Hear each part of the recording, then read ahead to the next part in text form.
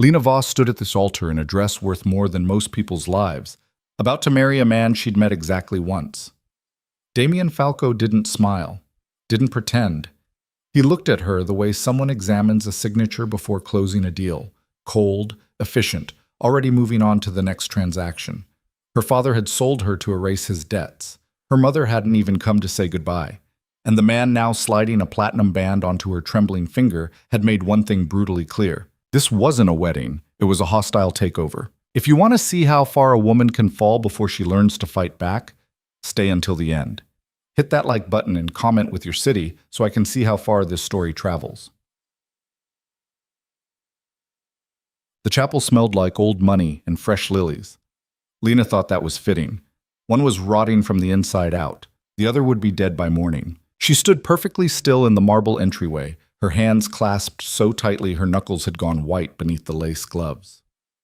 The dress her mother-in-law had chosen, because of course Lena hadn't been consulted, was stunning in the way a gilded cage is stunning. All structure, no warmth.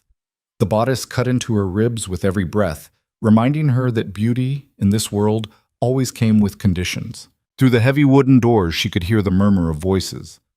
Not many. This wasn't that kind of wedding. No childhood friends, no distant cousins weeping into handkerchiefs, just the people who mattered in transactions like these, lawyers, accountants, and men whose handshakes could topple governments. Her father hadn't even looked at her this morning. Lena closed her eyes and tried to remember the last time he had. Really looked at her. Not past her, not through her, but at her, the way fathers in movies looked at their daughters. She came up empty. Miss Voss? She turned. The woman standing behind her was older, sharp-featured, with silver hair pulled back so severely it seemed to stretch her face. Isabella Falco, Damien's mother. She held herself like royalty, all rigid posture and unreadable expressions. "It's time," Isabella said.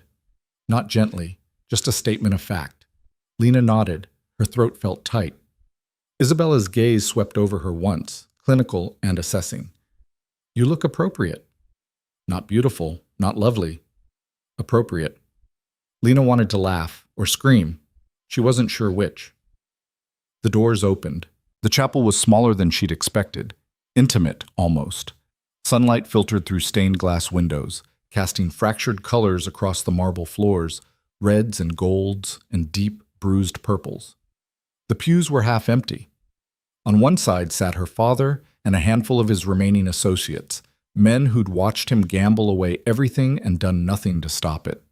On the other side sat the Falcos, more of them, broader shoulders, harder eyes. And at the front, standing beside a priest who looked like he'd rather be anywhere else, was Damien. Lena's breath caught.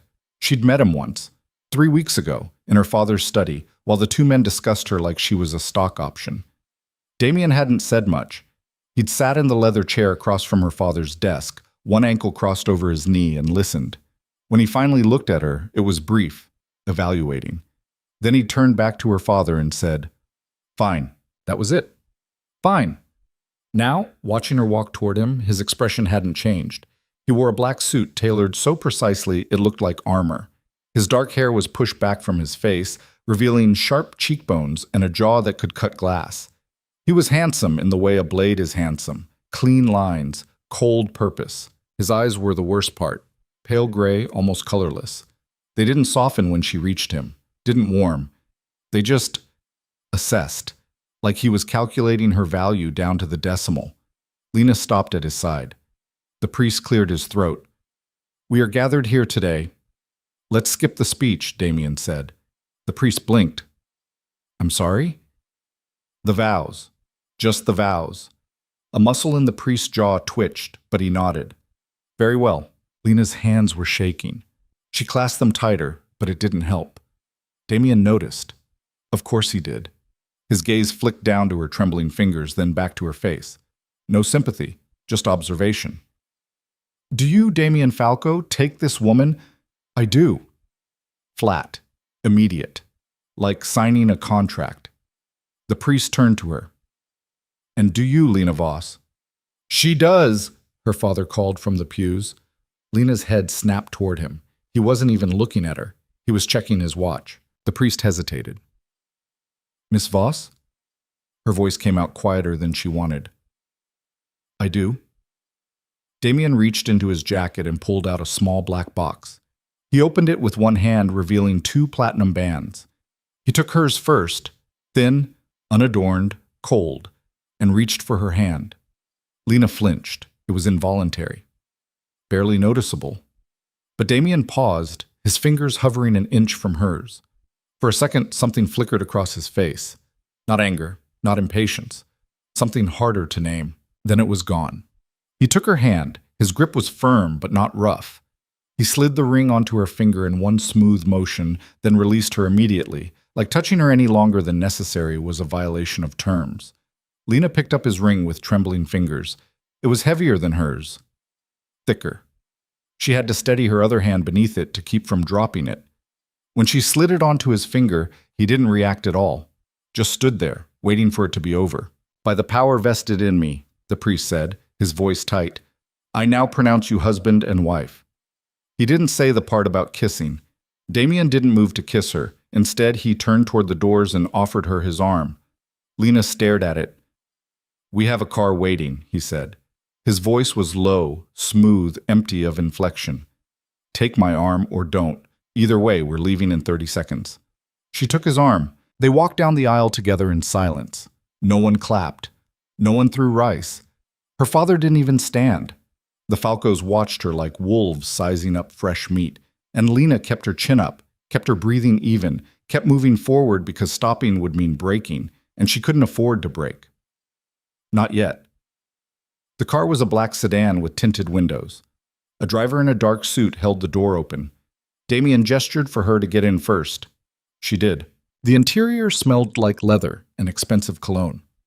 Damien slid in beside her, and the door closed with a soft, final click. The driver got in. The engine purred to life. They pulled away from the chapel, and Lena watched through the window as Rome blurred past. Ancient buildings, cobblestone streets, people living normal lives. She would never be one of them again. You can relax, Damien said. She turned to him. He wasn't looking at her. He was scrolling through his phone, his expression unreadable. Relax? She repeated. You're gripping the door handle like I'm about to throw you out of a moving vehicle. He glanced at her briefly. I'm not. Lena looked down. Her fingers were white-knuckled around the handle. She forced herself to let go. Better, Damien said, and went back to his phone. Lena stared at him. Is that it? Is what it? The wedding, everything. Is that it? He pocketed his phone and finally looked at her fully. What were you expecting? I don't know. Something. Like what? Champagne? A toast? His mouth curved into something that wasn't quite a smile. This isn't a romance, Lena. It's a merger. Your father owed mine 3 million euros and a supply route he couldn't deliver. You were the settlement. Clean, simple, legally binding. Her stomach turned. You're talking about me like I'm cargo. You're not cargo, Damien said.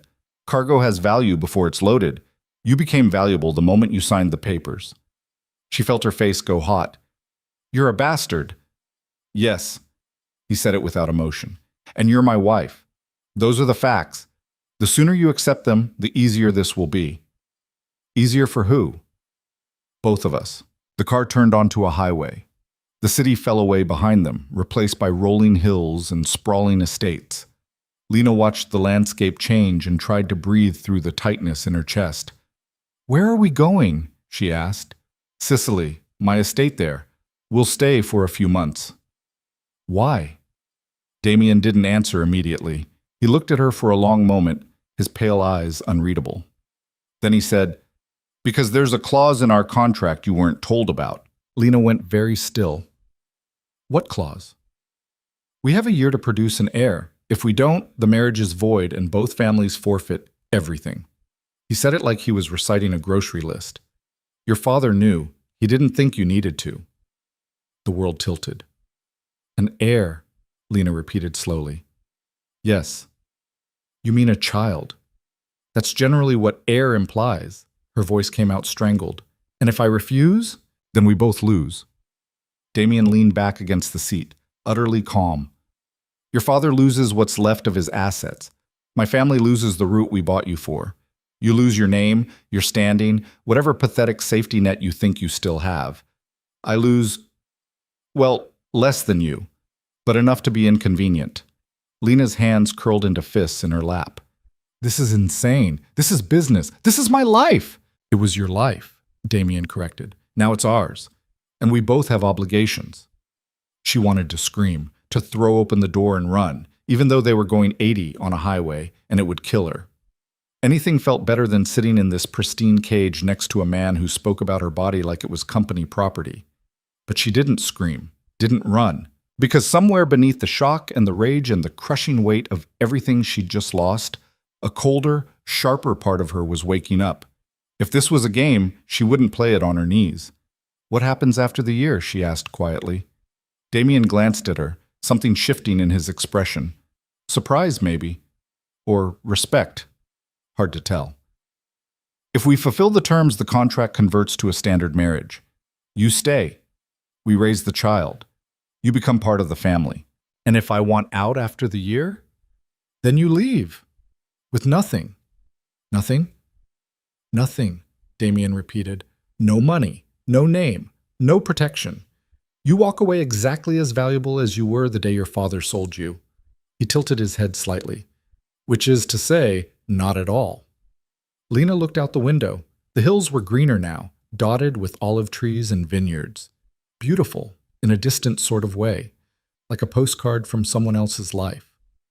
Understood, she said. Good. They didn't speak for the rest of the drive. The estate was massive. Lena had grown up in privilege. Her father's house in Florence had been old money, all marble staircases and inherited paintings. But this was different. This was power, the kind that didn't need to announce itself because everyone already knew. The main house sat on a hill overlooking the sea, surrounded by gardens that looked like they'd been designed by someone who thought nature was a rough draft. Stone pathways wound through manicured hedges. Fountains trickled.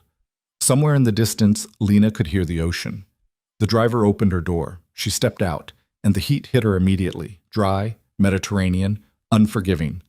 Damien was already walking toward the house. Keep up, he said without looking back. Lena followed. Inside, the house was cool and shadowed. High ceilings, tiled floors, furniture that looked expensive and uncomfortable. A woman in a black dress appeared from a side hallway, her hands folded in front of her. This is Maria, Damien said. She manages the house. If you need anything, ask her. Maria nodded politely. Welcome, Mrs. Falco. The name hit Lena like a slap. Mrs. Falco. Not Lena. Not even Miss Voss. Just a title. A role. Thank you, Lena managed. Damien was already moving again, heading for a staircase that curved up toward the second floor. Your room is upstairs, third door on the left. Dinner is at 8. Don't be late. Wait, Lena called. Where's your room? He paused at the base of the stairs and looked back at her. End of the hall. We're not... She stopped herself. Sharing? Damien finished. No, not unless it's necessary. Necessary. For the terms of this contract. His expression didn't change. When the time comes, I'll let you know. He turned and walked upstairs without waiting for a response. Lena stood in the foyer, alone except for Maria, who was watching her with quiet sympathy. Would you like me to show you to your room, Mrs. Falco? Maria asked gently. Lena nodded. She didn't trust her voice. The room was beautiful.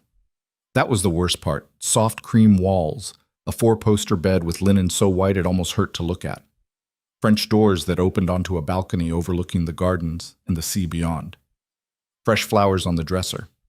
A closet already filled with clothes. Her size, her style, all chosen by someone who'd never met her. Lena walked to the balcony and stepped outside. The air smelled like salt and lavender. The sun was starting to sink toward the horizon, painting the sky in shades of gold and pink. It was perfect, and she hated every inch of it. She gripped the balcony railing and tried to breathe, tried not to think about her father's face when he'd handed her over, tried not to think about Damien's cold, clinical voice, tried not to think about the word air and what it meant and what it would cost her. A knock at the door startled her. Yes? She called. Maria's voice came through the wood. Dinner in 1 hour, Mrs. Falco.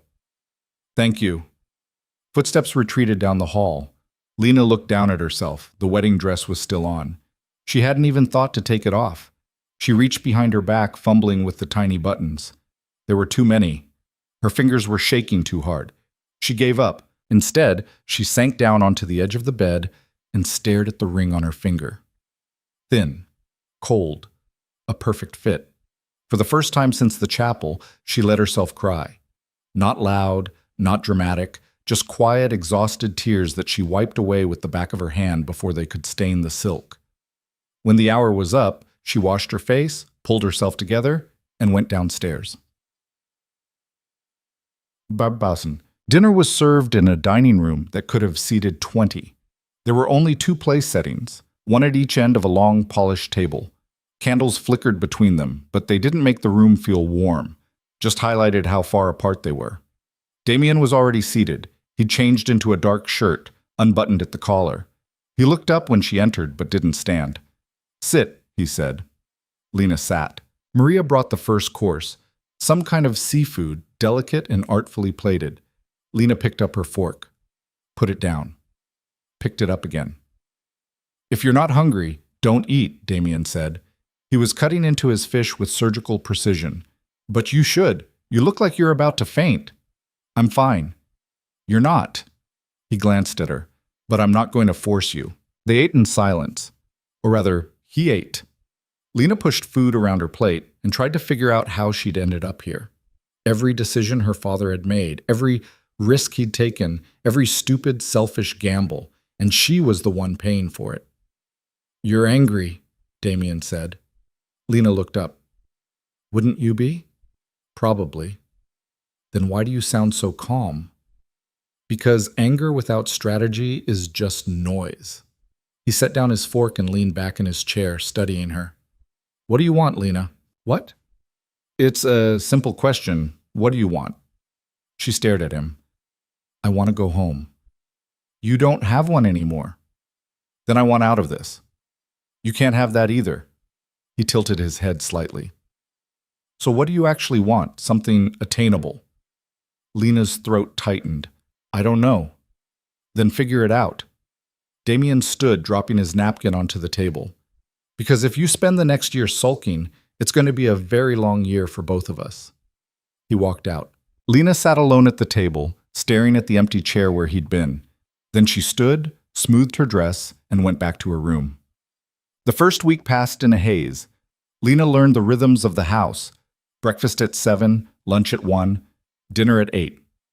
Damien was gone most of the day. Meetings, phone calls, things he didn't explain and she didn't ask about.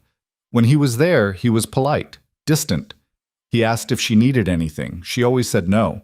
At night, she lay awake in her perfect room and stared at the ceiling, listening to the sound of the ocean and wondering if this was what the rest of her life would feel like.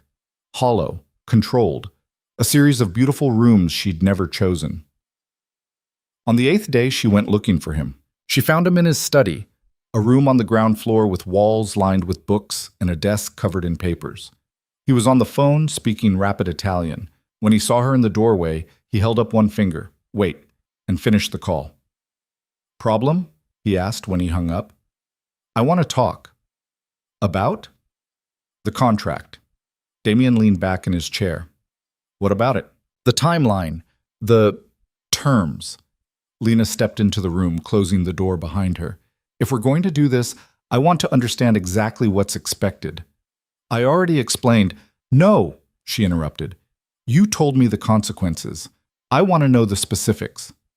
Something flickered in his eyes. Interest, maybe. Go on. When does the clock start? The 1-year deadline. It started the day we signed. So we have 11 months left. Roughly. Lena crossed her arms. And during that time, what exactly is required of me? To conceive and carry a child. That's it? That's everything. And after, if we meet the terms, you become a permanent fixture of this family, with all the protections and expectations that entails. Protections, Lena repeated. Like what? Security. Resources. A name that means something. Damien's gaze didn't waver. And in return, you uphold the family's reputation. You don't embarrass us. You don't betray us. You play your part like a good little wife, like a smart woman who understands how power works. Lena stepped closer to the desk. And what about you? What about me? What are your obligations in all this? Damien smiled. It didn't reach his eyes. To provide, to protect, to ensure the family's interests are maintained. That's vague. It's intentional. They stared at each other across the desk. Lena could feel her pulse in her throat. This was a test. She wasn't sure who was testing whom, but it was a test. I'm not going to be passive in this, she said quietly. I didn't think you would be. And I'm not going to pretend this is something it's not. Good, Damien said. Neither am I. Lena nodded slowly. Then we understand each other. We're starting to. She turned to leave, then paused at the door. One more thing. Yes? If I'm going to be stuck here for a year, I want access to the library and the gardens. I'm not going to sit in that room and rot. Damien's expression softened, barely, but enough to notice. You have access to the entire estate. You're not a prisoner, Lena. Could have fooled me. You're my wife, not my captive. He picked up his phone again, already moving on. Do whatever you want. Just don't leave the property without telling me first. Lena left. But as she walked down the hall, something shifted inside her. Small, fragile, but real. She wasn't going to survive this by waiting to be saved. She was going to have to save herself. Bimshabd. The days began to blur together, but Lena refused to let them swallow her whole. She explored the estate. The library became her refuge, floor-to-ceiling shelves filled with books in Italian, English, French. She read everything she could get her hands on: philosophy, history, novels about women who'd survived worse than arranged marriages. The gardens were sprawling, maze-like. She walked them every morning, learning the pathways, finding quiet corners where the staff wouldn't bother her. There was a fountain near the east wall, half hidden by wisteria. She started bringing books there, sitting on the stone edge and reading until the sun got too hot. Damien noticed. She could tell because he started appearing in places he hadn't before. In the library, ostensibly looking for a file. In the garden, taking a call on the same path she walked every day. He never spoke to her during these encounters, just nodded, acknowledged her presence, moved on. But he was watching, and Lena started watching back. She noticed things, small things. The way he took his coffee, black, no sugar. The way he rubbed the bridge of his nose when he was frustrated. The scar on his left hand, thin and pale, that he never explained. The fact that he didn't sleep much. She could see the light under his door late at night, hear him pacing. He wasn't as controlled as he pretended to be. That realization felt like a weapon.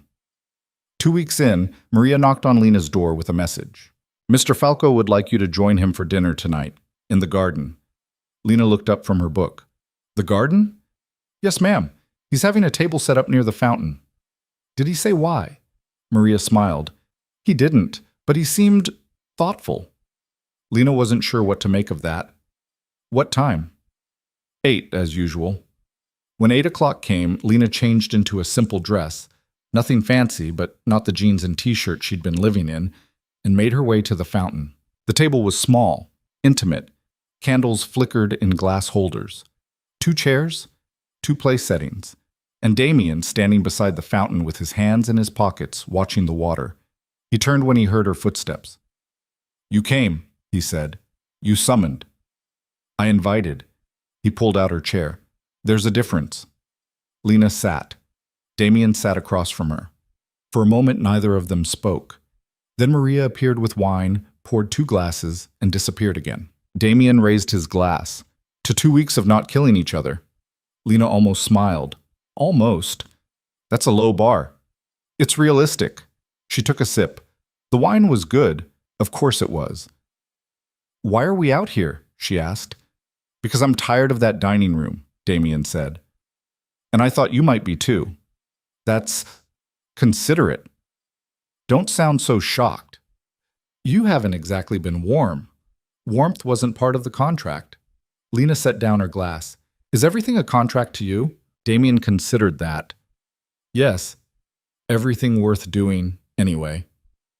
That's bleak. That's survival. They ate in silence for a while. The food was lighter than usual: grilled fish, roasted vegetables, bread that was still warm. The air smelled like jasmine and the sea. It was almost peaceful. Almost. "I've been thinking," Damien said eventually. "About?" "The timeline, the terms, how we're going to approach this." Lena's stomach tightened. "And? We need to be practical," Damien said. "Waiting until the last minute would be stupid. Too much risk. Too many variables." "So what are you suggesting?" He met her eyes. "That we start trying within the next month." The word trying hung in the air between them, heavy and loaded. Lena's throat went dry. "That's fast. That's strategic. It's clinical. It's necessary." She looked away, focusing on the fountain. The water caught the candlelight, turning it into something almost magical. She hated that something so cold could look so beautiful. "I need time," she said quietly. "How much?" "I don't know. More than a month." Damien was silent for a long moment. Then he said, 6 weeks. Lena looked at him. "What?" 6 weeks. That gives you time to adjust, to prepare, to stop looking at me like I'm the enemy." "You are the enemy." "No," Damien said. "I'm your husband. There's a difference." "Not from where I'm sitting." He leaned forward, his expression unreadable. "Lena, I'm not going to force you. I'm not going to hurt you. But we both signed this contract and we both have obligations. I'm trying to meet you halfway." "Halfway?" Lena repeated. "You call this halfway? What would you call it?" She didn't have an answer for that. Damien sat back. 6 weeks. Think about it. Then he stood, dropped his napkin on the table, and walked back toward the house. Lena sat alone by the fountain, staring at the candles as they burned down to nothing. That night, Lena couldn't sleep. She lay in bed, staring at the ceiling, replaying the conversation over and over. 6 weeks. Strategic. Necessary. She hated how reasonable he made it sound, but more than that, she hated that part of her understood. Because he was right. Waiting until the last minute was reckless. And Lena had been reckless once before, trusted her father, believed he'd protect her, and look where that had gotten her. She couldn't afford to be reckless anymore. But she also couldn't afford to be passive. If this was happening, if she was going to go through with this, she needed control. Not over the outcome, maybe, but over how she got there. Lena sat up in bed, her mind racing. Damien wanted practicality, strategy. Fine, she'd give him strategy, but on her terms. The next morning, Lena found Damien in the study again. He looked up when she entered, his expression guarded. "Lena, I thought about your offer," she said. "And?" 6 weeks is fine." Something shifted in his face. Relief, maybe. Or surprise. "Good. But I have conditions." Damien leaned back in his chair. "I'm listening." "I want to know you," Lena said. "Not as a contract, not as a transaction. If we're going to do this, I need to know who you are." "Why?" Because I refuse to have a child with a stranger." Damien studied her for a long moment. Then he said, "What do you want to know?" "Everything." "That's vague." "Then start small." Lena crossed her arms. "Why did you agree to this marriage?" Damien's jaw tightened. "Because my family needed it." "That's not an answer. That's an excuse." "It's the truth. It's part of the truth." Lena stepped closer. "You could have said no. You have power, resources. You didn't need me specifically. So why did you say yes?" Damien stood, and for the first time, Lena saw something crack in his carefully controlled exterior. Anger, frustration, something raw. "Because I don't get to say no," he said quietly. "None of us do. Not in this family. You think I wanted this? You think I wanted to marry a woman I don't know, tie myself to a contract I didn't write, spend a year trying to produce an heir like it's a business quota?" Lena didn't move. "Then why?" "Because if I didn't, someone else would have." Damien's voice was low, sharp. "And they wouldn't have been as kind as me." The words hung between them. Lena's pulse was racing. "Kind? You're still breathing, aren't you?" Damien said. "You're still whole, you're still you. That's more than some men in my position would have allowed. That's not kindness, Lena said. That's basic decency. In my world, they're the same thing. They stared at each other. And for the first time, Lena saw him. Not the cold, controlled businessman, not the mafia prince. Just a man who was as trapped as she was. It didn't make her forgive him, but it made her understand him. 6 weeks, she said quietly. Damien nodded. 6 weeks. Lena turned to leave, but before she reached the door, she looked back. One more thing, she said. Yes? If we're going to do this, I'm not going to pretend to be in love with you, and I'm not going to let you pretend with me. No lies, no games, just honesty. Damien's expression softened, just barely. Agreed. Lena left the study, and as she walked down the hall, she realized something. She'd just taken her first real step, not toward him, toward herself. The 6 weeks stretched out like a sentence Lena couldn't appeal. She marked the days in her head, not on a calendar. That felt too deliberate, too much like counting down to an execution. Instead, she let them pile up in small observations. The way the light changed as summer deepened. The way the jasmine in the garden grew wilder, heavier with scent. The way Damien's coffee cup was always in the same spot on the breakfast table, drained to the last drop. He kept his distance. Mostly. But there were moments, brief, barely noticeable, where the careful walls he'd built seemed to thin. A glance that lasted half a second too long. A question about what she was reading that didn't feel like polite obligation. Once, when she twisted her ankle on the uneven garden path, he'd appeared out of nowhere, his hand steadying her elbow before she even realized she was falling. Careful, he'd said.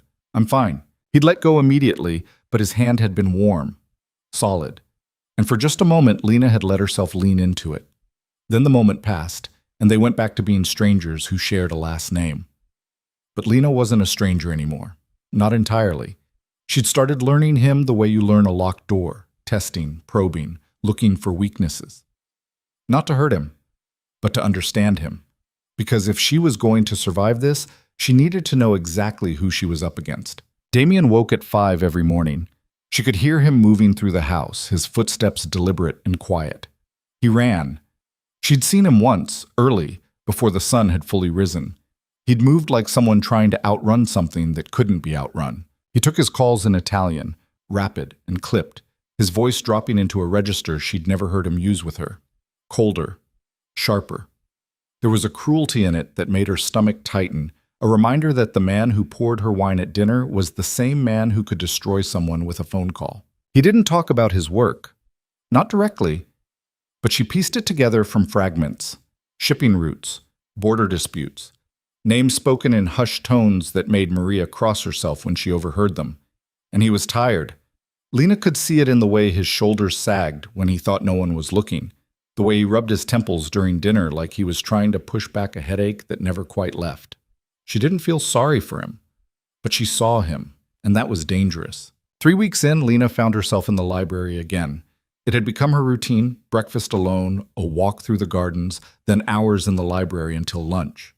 Damien rarely came in during the day, so she'd claimed it as hers, except today he was already there.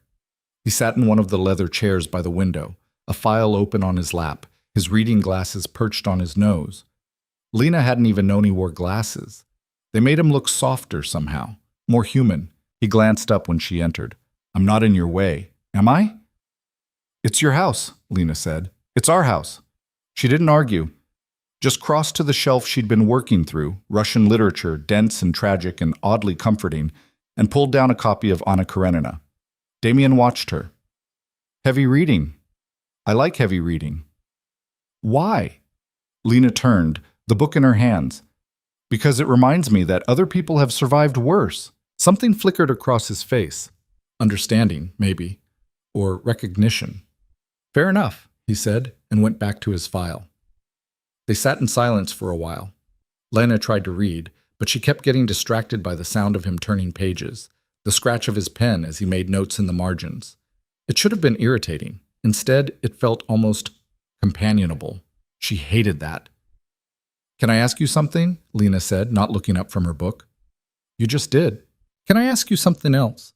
Damien set down his pen. Go ahead. Do you ever regret it? This life? He didn't answer right away.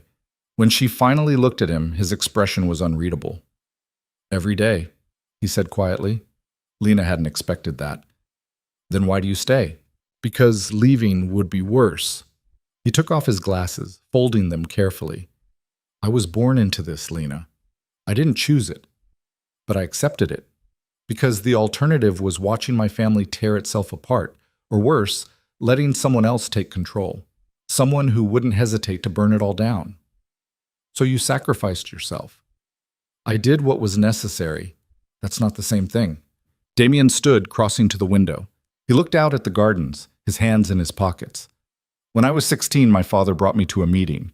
A negotiation, he called it. The other side didn't want to negotiate. They wanted blood. My father made me watch while he had 3 of them executed, right there, in front of everyone. Lena's breath caught. Afterward, Damien continued, his voice flat. He told me that mercy was a luxury we couldn't afford, that the moment you show weakness, someone will use it to destroy you. He turned to look at her.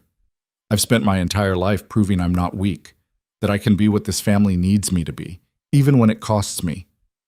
What does it cost you? Lena asked softly. Damien's smile was bitter. Everything that matters. They stood there across the room from each other, and for the first time Lena felt the weight of what he carried. Not just power, not just wealth, but the crushing, suffocating burden of being the person everyone depended on. I'm sorry, she said. Don't be. Damien picked up his file. I made my choices. Now I live with them. He left the library without another word. Lena stayed, staring at the empty chair where he'd been sitting, and realized something that terrified her. She was starting to care. The realization didn't come all at once. It crept in slowly, like water finding cracks in a foundation. She noticed when he didn't come down for breakfast one morning, and instead of feeling relieved, she felt worried. She caught herself listening for his footsteps in the hallway, the low murmur of his voice on phone calls. When he came back late one night, his shirt wrinkled and his tie loosened, she almost asked if he was okay. She didn't, but the impulse was there, and that was the problem. Because caring meant vulnerability. It meant giving him power over her that went beyond the contract, beyond the legal bindings. It meant letting him in. Lena couldn't afford that, so she doubled down. She started testing him in small ways, pushing boundaries, seeing how far she could go before he pushed back. She skipped dinner one night without warning. Damien didn't say anything, but the next morning Maria brought breakfast to her room with a note in his handwriting. If you're going to avoid me, at least eat.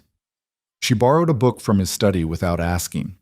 He noticed, of course he did, but when she came down to breakfast the next day, there was a stack of 3 more books beside her plate. All Russian, all tragic. She asked him, point blank over wine one evening, why he hadn't married before. No one worth the risk, he'd said. And I am? You're the obligation. There's a difference. It should have stung. Instead, Lena laughed. Actually laughed, because it was so brutally honest that she couldn't help but respect it.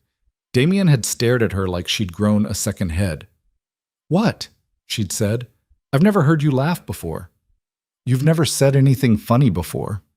His mouth had twitched, almost a smile. Fair point. That night, lying in bed, Lena replayed the conversation and hated herself a little for how much she'd enjoyed it. 4 weeks in, the dreams started. Not nightmares, worse. Dreams where Damien wasn't cold, where his hands were gentle instead of clinical, where he looked at her the way men in movies looked at women they actually wanted, not women they'd been contractually obligated to impregnate. She woke from them feeling hollowed out and angry, because they weren't real. They were her mind playing tricks on her, filling in gaps with fantasies that had no place in her reality. Damien didn't want her. He wanted an heir, a solution to a problem, and she needed to remember that. But her body didn't care about logic. It noticed the way his shirt stretched across his shoulders when he reached for something on a high shelf. The faint scent of his cologne, cedar, and something sharper, that lingered in the hallway after he passed. The way his voice dropped an octave when he was on the phone late at night, rough with exhaustion. She hated her body for noticing, and she hated herself for not hating it enough. One evening, 5 weeks in, Damien knocked on her door. Lena opened it, surprised. He'd never come to her room before. Can I come in? He asked. She stepped aside. He He walked to the balcony doors, looking out at the darkening sky. He was still in his work clothes, dress pants, white shirt with the sleeves rolled up. He looked tired. "We need to talk," he said. Lena's stomach dropped. "About?" "The timeline." Right, the timeline. The thing she'd been successfully not thinking about for the past few days. "What about it?" she asked, keeping her voice steady. Damien turned to face her. "We're running out of time. 1 week left." "I know. Are you ready?" The question was simple. The answer wasn't. Was she ready to let him touch her? To give up the last piece of herself she had control over? To cross a line that couldn't be uncrossed? No, but she didn't have a choice. "I'll be ready," Lena said. Damien studied her face. "That's not what I asked." "It's the only answer that matters." He crossed the room, stopping a few feet away from her, close enough that she could see the faint scar on his jawline, the darker flecks in his gray eyes, close enough that she had to tilt her head back to meet his gaze. "I don't want to force this," he said quietly. "You're not forcing me. The contract is." "That's semantics. That's reality." Damien's jaw tightened. "Lena." "Don't," she interrupted. "Don't try to make this something it's not. We both know what this is. A transaction. An obligation. You said it yourself. No illusions. I also said I wouldn't hurt you. Then don't make this harder than it needs to be." Lena stepped back, putting distance between them. 1 week. I'll be ready. That's all you need to know." For a moment, Damien looked like he wanted to argue. Then something in his expression shifted, closed off, locked down. The walls went back up. "Fine," he said. 1 week. He left. Lena stood alone in her room, her heart pounding, and wondered why doing the right thing felt so much like losing. The final week was the longest of Lena's life. Every conversation felt weighted.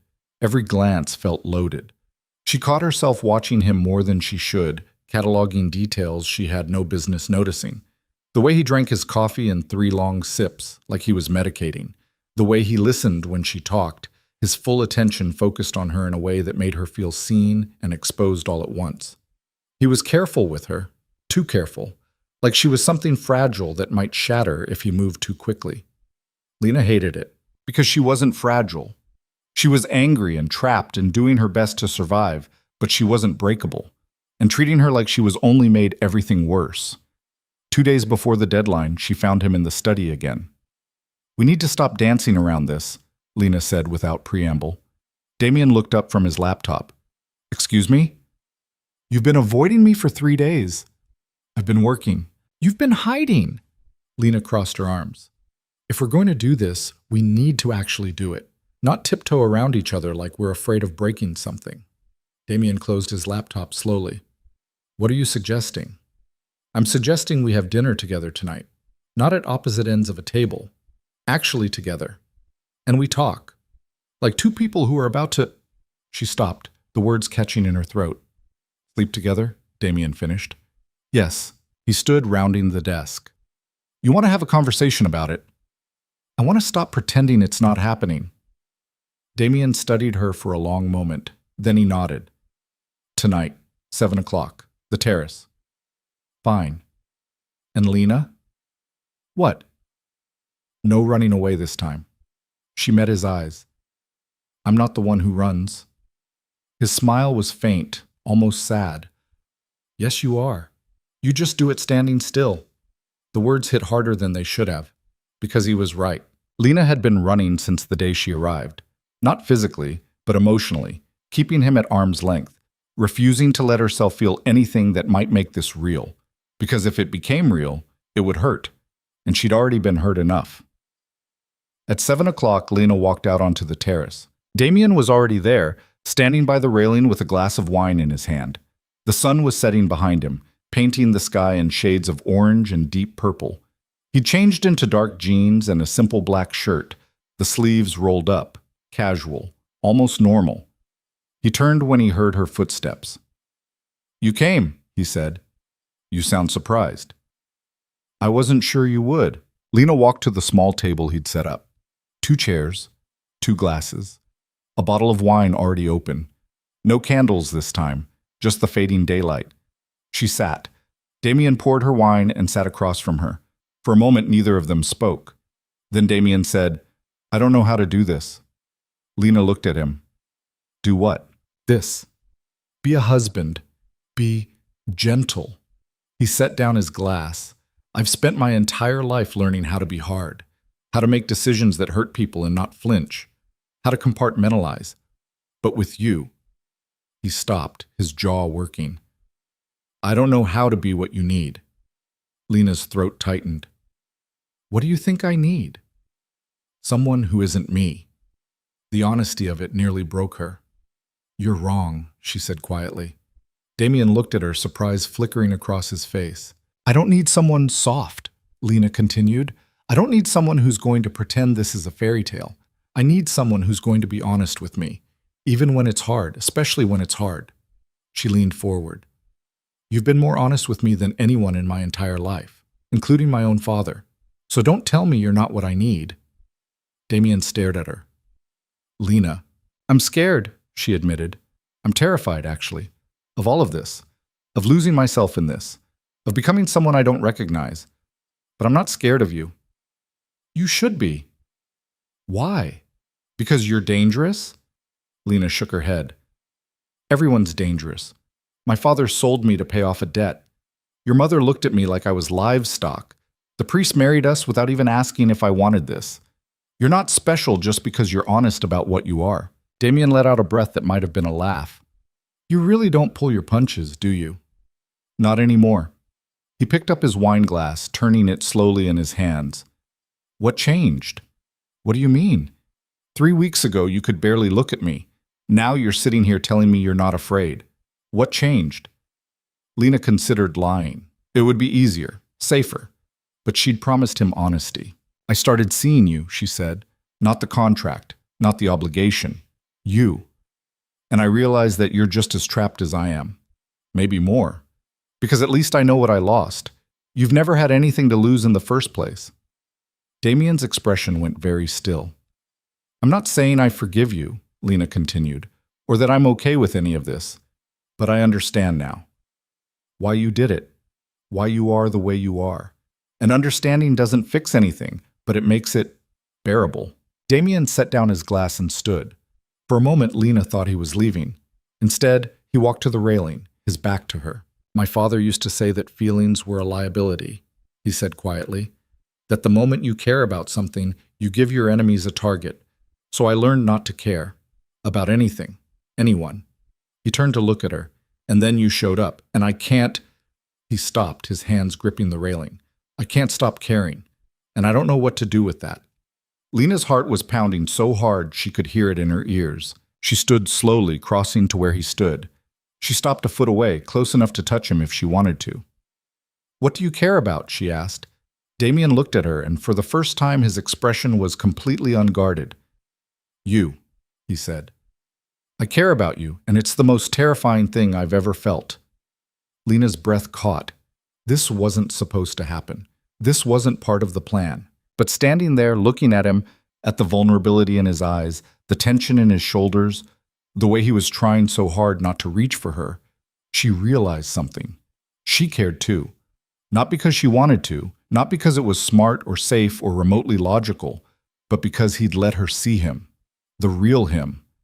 Not the mafia prince or the cold businessman, but the man underneath who was just as lost and scared as she was. Damien, she said softly. Don't, he said. Don't say anything kind.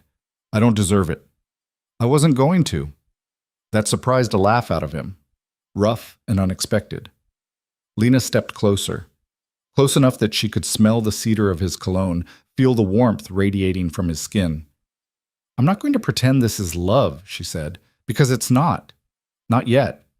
Maybe not ever. But it's something, and I think that's enough. Damien's hand came up slowly, hesitantly, and brushed a strand of hair from her face. His fingers were warm against her cheek. What is it? He asked quietly. If it's not love. Lena considered the question. Possibility. His thumb traced her jawline, gentle and uncertain. Possibility. Yes. They stood there, inches apart, the space between them charged with everything they weren't saying. Then Damien leaned down and kissed her. It wasn't like the movies. It wasn't dramatic or sweeping or perfectly choreographed. It was hesitant, questioning, his lips barely brushing hers, giving her every opportunity to pull away. Lena didn't pull away. She kissed him back, slowly at first, testing, learning the shape of him, the taste of wine on his lips, the way his breath hitched when her hand came up to rest against his chest. Then something shifted. Damien's hand slid into her hair, tilting her head back. The kiss deepened, grew hungrier. Lena's fingers curled into his shirt, pulling him closer, and he responded by wrapping his other arm around her waist, hauling her against him. It wasn't gentle anymore. It was desperate, raw, like they were both trying to prove something, to each other, to themselves. When they finally broke apart, both breathing hard, Damien rested his forehead against hers. "Stay with me tonight," he said. Not a command, a request. Lena's heart was racing. Damien, not for the contract, not for the air, just stay. She should say no, should walk away, should protect herself while she still could, but she'd spent the last 5 weeks protecting herself, and it hadn't made her any safer. "Okay," she whispered. Damien pulled back just enough to look at her, his eyes searching hers. "You're sure?" "No, but I'm doing it anyway." He smiled. A real smile. Not the careful half smiles he usually gave her. "That's the most honest thing you've ever said to me." "Get used to it." He kissed her again, slower this time, and took her hand. They walked back into the house together, through the quiet hallways, past the closed doors and darkened rooms. When they reached his door, Damien paused. "Last chance to change your mind," he said. Lena squeezed his hand. "Open the door." He did. The room was darker than hers, more masculine. Heavy furniture, dark wood, a bed that looked like it had never been slept in by more than one person. Damien closed the door behind them and turned to face her. For a moment, they just stood there, looking at each other. Then Lena stepped forward and kissed him. What happened next wasn't perfect. It was fumbling and uncertain and vulnerable in ways that left them both exposed. There were moments of hesitation, whispered questions, hands that shook, but it was real. And when Lena finally fell asleep in Damien's arms, the sun just starting to creep over the horizon, she felt something she hadn't felt in months. Safe. She woke alone. The bed beside her was empty, the sheets cool. Lena sat up, disoriented, and looked around the unfamiliar room. Damien's room. Right. She found her dress draped over a chair, her shoes placed neatly beside it. Considerate. That was new? She dressed quickly, her mind racing. What happened now? Did they talk about it? Pretend it didn't happen? Act like everything had changed or like nothing had? She didn't know the rules for this. When she opened the door, Maria was in the hallway with fresh linens. "Good morning, Mrs. Falco," Maria said warmly. "Mr. Falco asked me to let you know he's in the study when you're ready." "Thank you." Lena found him exactly where Maria said he'd be, sitting at his desk with a coffee in hand and his laptop open. He looked up when she entered, and for a moment his expression was unreadable. Then he stood. "How are you?" he asked. "Fine." Lena closed the door behind her. "You left. I had a call at 6. I didn't want to wake you." "Oh." They stood there, awkward and uncertain, and Lena hated it. "Are we going to talk about last night?" she asked. Damien's jaw tightened. "Do you want to?" "I don't know. Do you?" "Lena, don't do that," she interrupted. "Don't go back to being careful with me. Not after—" She stopped, her throat tight. Damien crossed to her, his expression serious. "Last night wasn't about the contract." "I know. I need you to understand that. What happened between us, it wasn't obligation. It wasn't strategy. It was real," Lena finished. "Yes." She looked up at him, at the sincerity in his eyes, and felt something crack open in her chest. "So what happens now?" she asked quietly. Damien's hand came up to cup her face. "I don't know, but I want to find out." Lena leaned into his touch, just for a moment, letting herself have this. Then she stepped back. "I need time," she said, "to figure out what this is, what we are. Take all the time you need, even if it's messy." "Especially if it's messy," Lena nodded. Okay. She turned to leave, but Damien caught her hand. Lena? Yes? Thank you for staying. She squeezed his hand once, then let go. Thank you for asking. As she walked back to her room, Lena realized something that terrified and exhilarated her in equal measure. The game had changed, and she had no idea who was winning anymore. The days that followed didn't get easier, they got complicated. Lena had expected clarity after that night, some kind of shift that would make everything make sense. Instead, she got confusion wrapped in layers of want and fear, and something she refused to name. Damien was different. Not dramatically. He didn't suddenly become warm or affectionate or anything close to what normal husbands probably were. But there were changes. Small ones. The kind you'd miss if you weren't paying attention. He started joining her for breakfast. Not every morning, but enough that she began setting out 2 cups instead of 1. He'd sit across from her with his laptop and his coffee, working in silence while she read, and somehow the quiet felt less lonely than it had before. He asked about her day. Actually asked, not just the polite "how are you" that people said without listening to the answer. He wanted to know what she was reading, what she thought about it, if she'd found the section of the garden with the lemon trees yet. And he touched her, casually, a hand at the small of her back when they passed in the hallway, fingers brushing hers when he handed her a wine glass at dinner. Nothing demanding, nothing that required a response. Just small points of contact that reminded her he was there. Lena didn't know what to do with any of it, because this wasn't part of the plan. The plan had been simple. Survive the year, fulfill the contract, keep her heart locked up where it couldn't be used against her. But Damien was making that impossible, and the worst part was she didn't think he was doing it on purpose. He was just being himself, and herself was turning out to be far more dangerous than the cold, calculating businessman she'd married. A week after that night, Lena found herself in the garden again. It was late afternoon, the heat of the day finally breaking into something bearable. She'd brought a book but hadn't opened it. Instead, she sat by the fountain, watching the water and trying to untangle the mess in her head.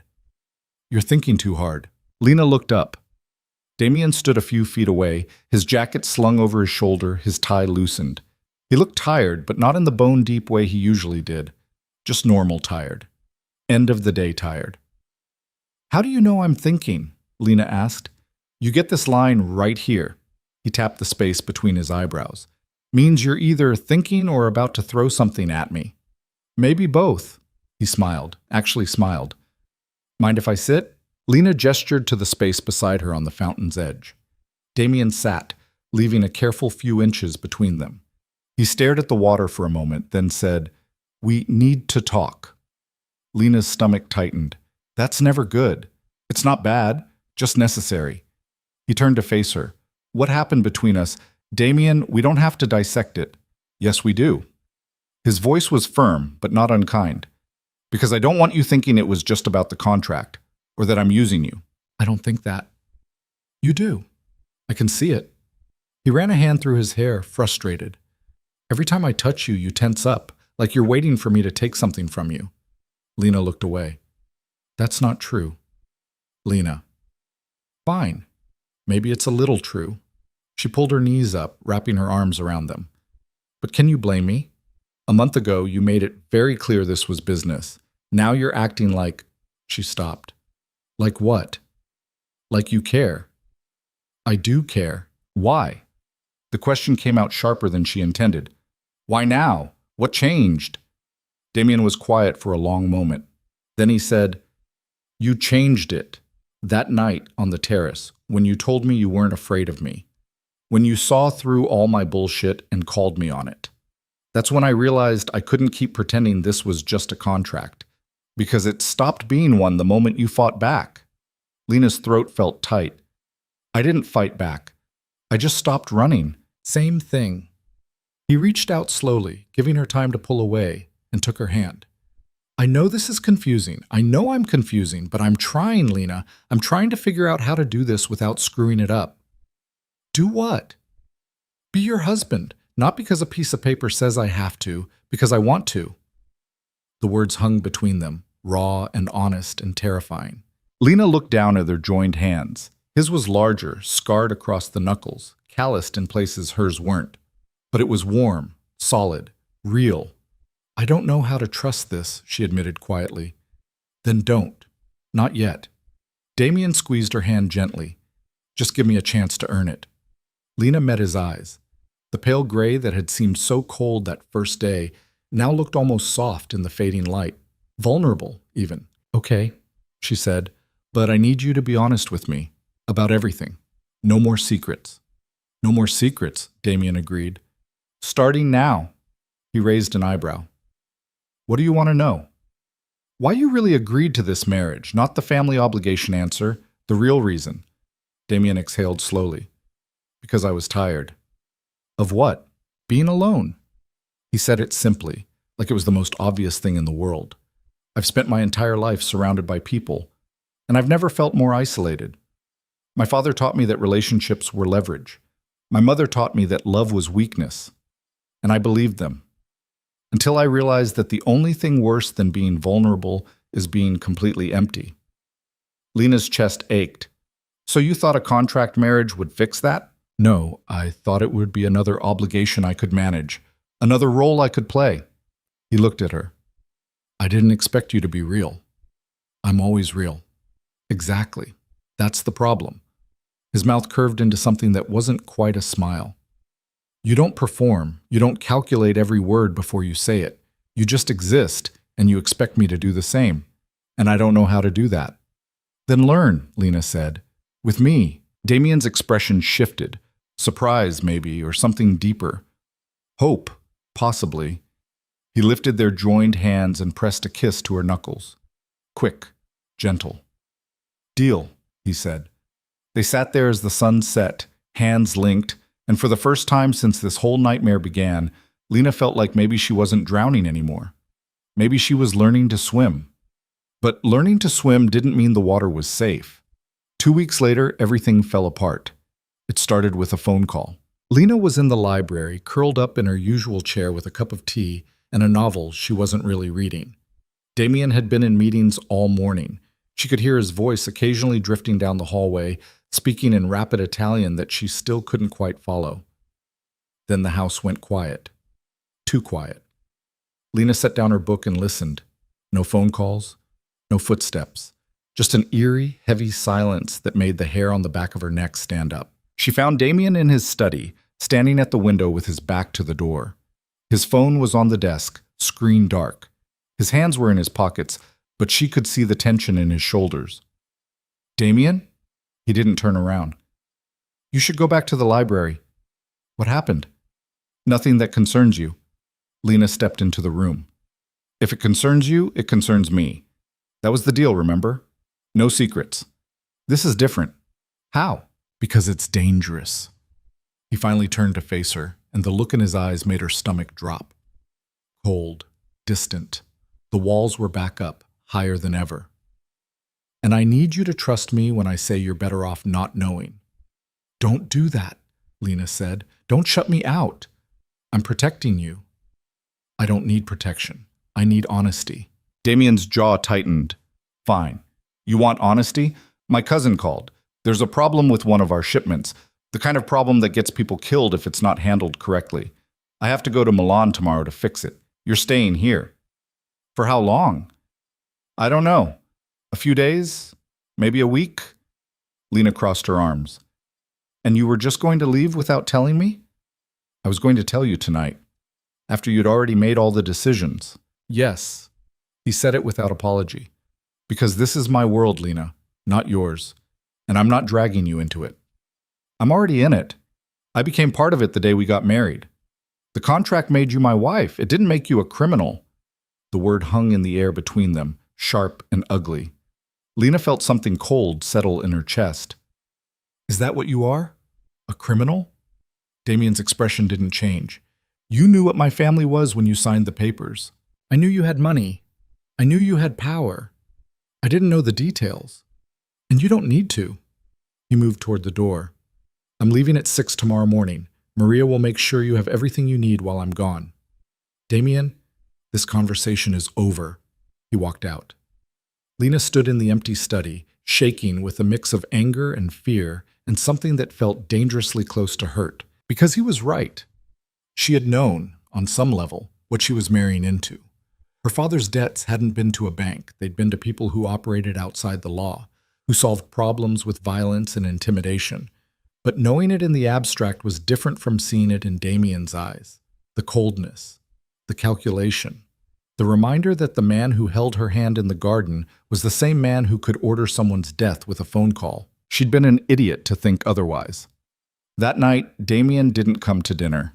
Lena ate alone, pushing food around her plate while Maria hovered nearby, clearly uncomfortable with the tension radiating through the house. "Is Mr. Falco unwell?" Maria asked gently. "He's fine. Just busy." Maria nodded, not believing her for a second, and cleared the plates. Lena went to bed early, or tried to. She lay in the dark, staring at the ceiling, listening for sounds from down the hall. Around midnight, she heard Damien's door open and close, footsteps in the hallway, then silence. She almost got up, almost went to him. But what would she say? Don't go? Don't be who you are? Don't remind me that this was never real? So she stayed in bed and tried to sleep. She woke to the sound of a car engine. Lena stumbled to the window in time to see the black sedan pulling away from the house, Damien in the back seat. He didn't look up, didn't hesitate, just left. And Lena stood there, watching him disappear, and hated herself for caring. The first day without him was fine. Lena kept busy. She read. She walked the gardens. She pretended everything was normal. The second day was harder. The house felt too big, too empty. Every room reminded her of him. The study where he worked. The dining room where they'd started having actual conversations. The terrace where he'd kissed her for the first time. By the third day, she was furious. Not at him for leaving, at herself for missing him. Because this was exactly what she'd been afraid of. Getting attached, letting him in, building something fragile, and then watching it shatter the moment reality intruded. She'd been so careful, so strategic. She'd planned everything. How to make him notice her, how to make him want her, how to ensure she had some kind of power in this arrangement. But she'd made one critical mistake. She'd forgotten that the plan was supposed to protect her heart. On the fourth day, Damien called. Lena almost didn't answer, but curiosity won out over pride. "Hello? It's me." His voice sounded rough, tired. "How are you?" "Fine." "Lena, is there a reason you called?" She kept her voice cool, detached. "Or did you just want to check that I'm still here?" There was a pause. Then Damien said, "I called to apologize." That surprised her. "For what?" "For leaving the way I did. For shutting you out." He exhaled. "You were right. We made a deal, no secrets, and I broke it." "Yes, you did. I was trying to protect you." "I know, but I don't need protection from the truth. I need you to trust me with it." Another pause. Longer this time. "The shipment," Damien said finally, "contained weapons, high-grade military equipment that was supposed to go to a buyer in Eastern Europe, except the buyer backed out at the last minute, and now we have a warehouse full of illegal arms that customs is already sniffing around." Lena's breath caught. "What are you going to do? Find another buyer? Or move it somewhere safer? Or destroy it? I'm still figuring it out." "Is it dangerous?" "Everything I do is dangerous." "You know what I mean." "Yes," Damien admitted. "It's dangerous. If this goes wrong, people will die, possibly including me." Fear shot through her, cold and sharp. "Then don't do it." "It's not that simple." "Why not? Just walk away? Let someone else handle it." "If I walk away, my family loses credibility. Our partners lose faith. And the next time we need something, no one will answer the phone." His voice dropped. "This is the cost of the life I chose, Lena. I don't get to walk away just because it's hard." Lena pressed her free hand against her chest, trying to calm her racing heart. "When are you coming back?" 2 more days, maybe 3. That's not an answer. "It's the only one I have." She wanted to scream at him, to tell him he was an idiot for risking his life over a shipment of guns, to beg him to come home. Instead, she said, "Be careful." "I will." "Damien." "Yes?" "Don't die. We still have 9 months left on the contract. It would be really inconvenient." She heard him laugh, soft and surprised. "I'll do my best." They hung up. Lena sat on the edge of her bed, phone still in her hand, and tried to breathe through the panic clawing at her throat. Because somewhere in the last few weeks, Without meaning to, without planning it, she'd fallen into the exact trap she'd sworn to avoid. She cared about him, not as a means to an end, not as a strategy, she just cared. And it was going to destroy her. Damien came back on the 6th day. Lena heard the car pull up around noon. She was in the garden, pretending to read. Actually just watching the driveway like a woman waiting for news from a war. He looked worse than she'd expected. Exhausted, unshaven. His shirt was wrinkled, his tie gone. But he was whole. Alive. Relief hit her so hard she almost couldn't breathe. Damien saw her and changed direction, walking straight across the lawn toward her. He didn't say anything, just stopped a few feet away, looking at her like he was trying to figure out if she was real. "You came back," Lena said. "I said I would." "You said maybe." "I was being pessimistic." He sat down on the fountain's edge beside her, close enough that their shoulders almost touched. "It's handled. The shipment's been moved. No one died." "Good." "I'm sorry I worried you." Lena looked at him sharply. "What makes you think I was worried?" "Because you're out here instead of in the library. And you've been staring at the driveway for the last 20 minutes. I was not—" She stopped. "Were you watching me?" "From the study window. For the last 10 minutes. He rubbed his face. "I wasn't sure if you'd want to see me." "Why wouldn't I?" "Because I left. Because I shut you out. Because—" He stopped, his jaw working. "Because I thought maybe you'd realize this was a mistake. That being with me was too dangerous, too complicated, too much." Lena's chest ached. "Do you want it to be a mistake?" "No." The word came out raw, honest. "But I'd understand if you did." They sat in silence for a moment. Then Lena said, "I'm angry at you." "I know." "Not for leaving, for making me care." Damien looked at her. "I didn't mean to." "I know, that's why I'm angry." She finally turned to face him. "I had a plan, Damien. Keep my distance, fulfill the contract, protect myself, and you ruined it." "How?" "By being honest. By letting me see you. By making me believe this could be more than just business." Her voice cracked slightly. "And then you left. And I spent 6 days terrified that you weren't coming back. And I hated myself for it, because I wasn't supposed to care this much." Damien's hand found hers. "I'm sorry. Don't apologize. It's not your fault I'm an idiot." "You're not an idiot." He squeezed her hand. "You're brave. Braver than I've ever been." "How do you figure that?" "Because you're willing to feel things. To risk getting hurt. I've spent my whole life avoiding that." He brought her hand to his lips, pressing a kiss to her palm. "And then you showed up and made me want things I didn't know I was allowed to want." Lena's throat tightened. "Like what?" "Like a real marriage, a real partner. Someone who sees me, all of me, and doesn't run." His eyes met hers. "Like you."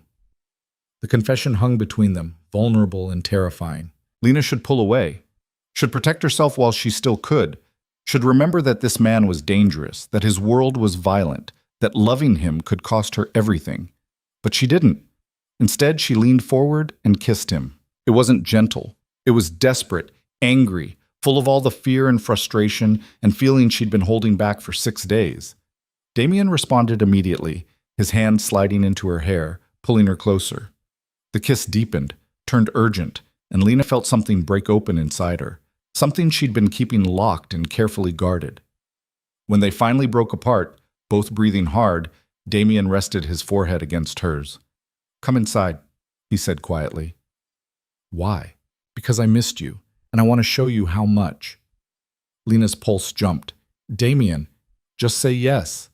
She should say no, should make him work for it, should hold on to her anger a little longer, but she was tired of fighting. "Yes," she whispered. They barely made it to his room. Damien's hands were on her the moment the door closed, pulling her against him, his mouth finding hers with an urgency that stole her breath. Lena responded in kind, her fingers working at the buttons of his shirt, needing to feel skin, to confirm he was real and whole and here. This time was different from the first. There was no hesitation, no careful testing of boundaries, just raw need and the desperate relief of being together again. Afterward, they lay tangled in his sheets, the afternoon sun filtering through the curtains. Damien's fingers traced lazy patterns on her shoulder, and Lena felt her eyes growing heavy. "Stay," Damien murmured. "Sleep here." "I should go back to my room." "Why?" "Because—" She trailed off, not having a good answer. "Stay," he said again. "Please." Lena shifted closer, tucking herself against his side. "Okay." She felt him relax, his arm tightening around her. "Lena?" "I'm falling for you." Her eyes snapped open. "What?" "I'm falling for you," Damien repeated, his voice quiet but certain. "I know I'm not supposed to. I know it complicates everything. But I am, and I needed you to know." Lena's heart was pounding. She should say something, should tell him she felt the same way, but the words stuck in her throat, because saying them out loud would make it real. And making it real meant admitting that she'd already lost this game she'd been so careful to play. "You don't have to say it back," Damien said, sensing her struggle. "I just needed you to know." Lena pressed her face against his chest, feeling his heartbeat steady and strong beneath her cheek. "I'm scared," she admitted. "Of what?" "Of this. Of you. Of losing myself in something I never wanted in the first place." Damien's hand stroked her hair. "You won't lose yourself. I won't let you." "You can't promise that." "No, but I can promise I'll try." He pressed a kiss to the top of her head. "And that I'll be honest with you, even when it's hard." Lena closed her eyes. What if honest isn't enough? Then we figure out what is. Together. She wanted to believe him, wanted to trust that this could work, that they could build something real out of a contract that was never meant to hold anything genuine. But trust required faith, and Lena's faith had been broken too many times. Still, lying there in his arms, feeling safe in a way she hadn't felt in months, she let herself hope. Just a little. The next morning, Lena woke to find Damien already awake, propped up on one elbow, watching her. "That's creepy," she mumbled, her voice rough with sleep. "You talk in your sleep." "I do not." "You do. You were arguing with someone about bread." Lena groaned and pulled a pillow over her face. "I hate you." "No, you don't." He tugged the pillow away, grinning. "You're falling for me, I can tell. Arrogant. Observant." He kissed her forehead. "Come on, get up. I want to show you something." "Now?" "Yes, now." 20 minutes later, they were in his study. Damien unlocked a drawer in his desk and pulled out a small leather journal.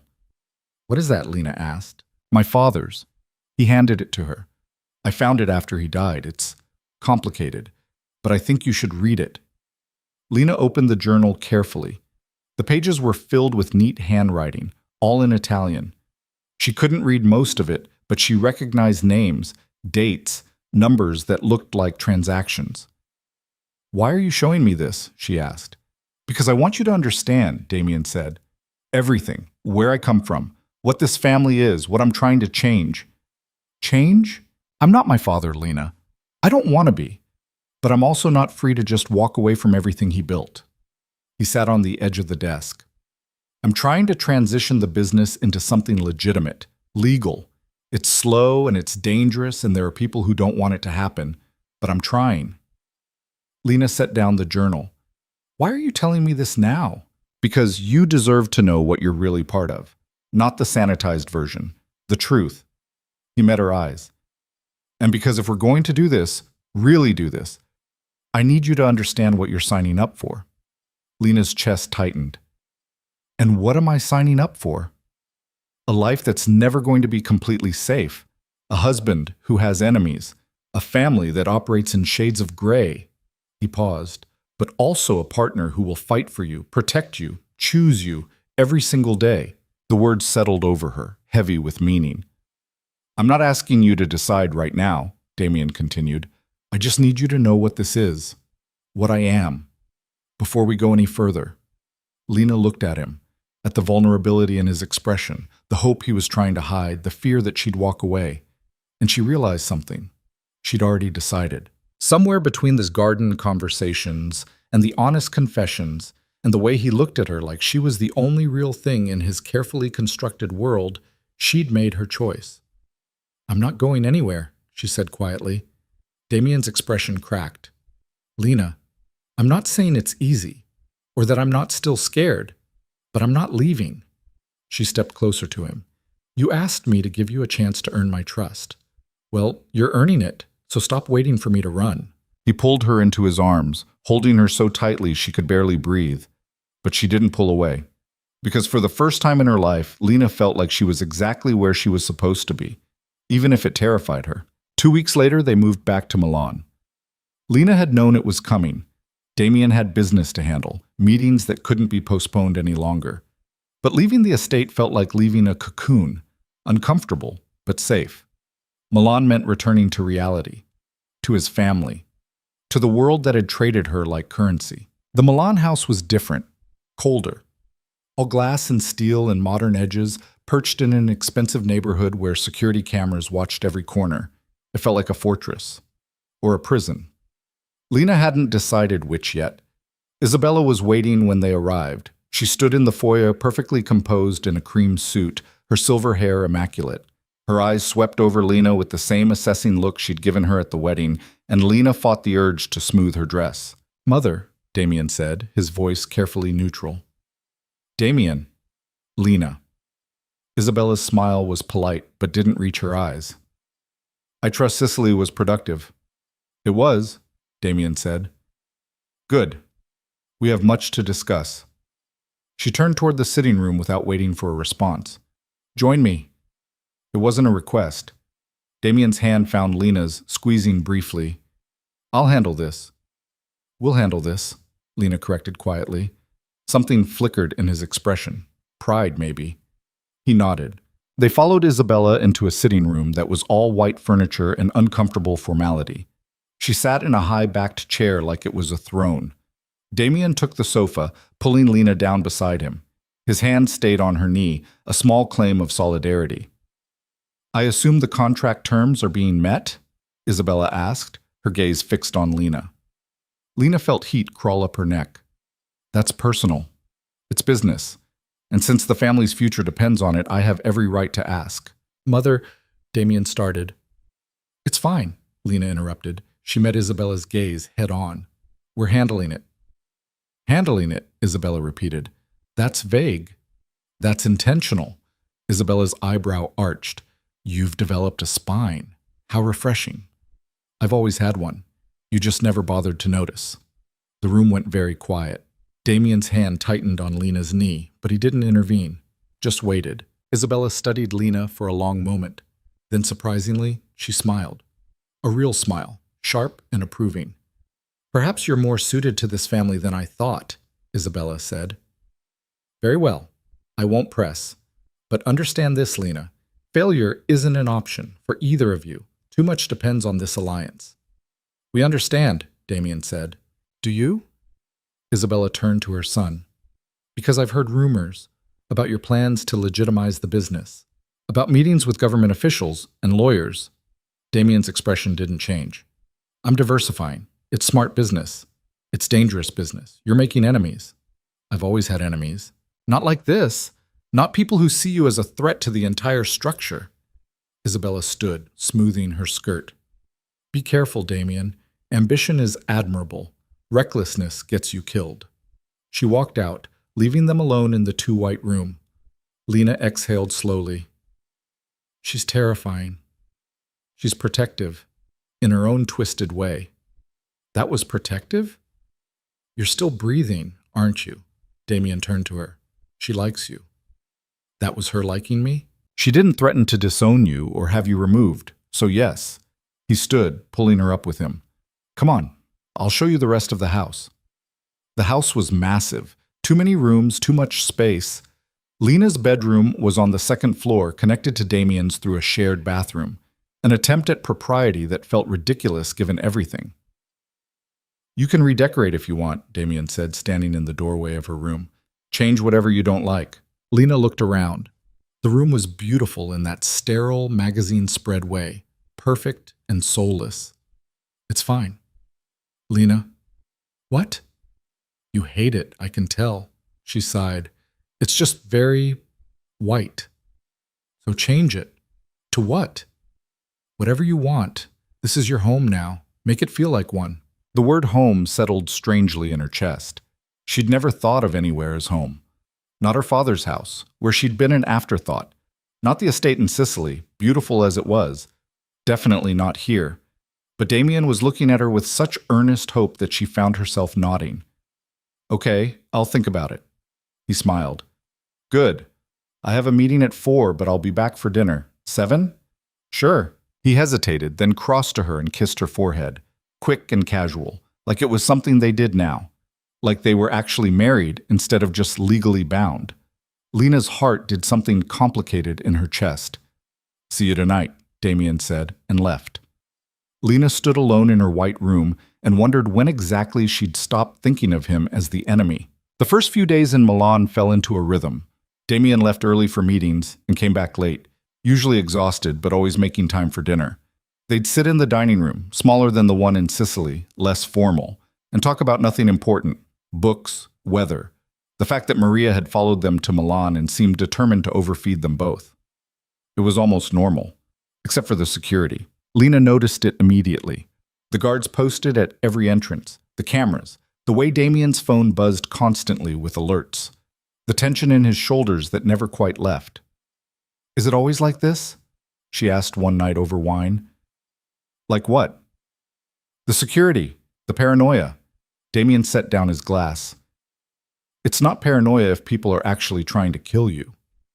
Lena's stomach dropped. What? I'm exaggerating, mostly. He ran a hand through his hair. There are people who don't like the direction I'm taking the business, who see legitimacy as weakness. They're making noise. Nothing serious yet. Yet, he agreed. Should I be worried? No, I've handled worse. He reached across the table, taking her hand. I won't let anything happen to you, I promise. Lena wanted to believe him, but promises felt fragile in a world built on violence. What if something happens to you? She asked quietly. Damien's expression softened. It won't. You can't know that. No, but I'm careful, and I have good people protecting me. Damien! Lena! He squeezed her hand. I know this is scary, but this is my life. It's always been my life, and I'm not going to apologize for it. I'm not asking you to apologize. I'm asking you to be honest about the risks. The risk is real, Damien said, but manageable. And I'm doing everything I can to minimize it, including keeping you out of it. I don't want to be kept out. I want to know what's happening. Why? So you can worry? So I can prepare. Lena pulled her hand back. I'm not fragile, Damien. Stop treating me like I'll shatter if you tell me the truth. He stared at her for a long moment. Then he stood, walked to the sideboard, and poured himself a whiskey. He downed it in one swallow before turning back to her. There's a faction within the family, he said, led by my uncle Vittor. He doesn't agree with my plans to go legitimate. He thinks I'm weak, that I'm destroying everything my father built. And he's making moves, quiet ones, talking to our partners, suggesting that maybe I'm not fit to lead. Lena's chest tightened. Can he remove you? Not easily, but if enough people side with him, he could make my life very difficult. Or very short.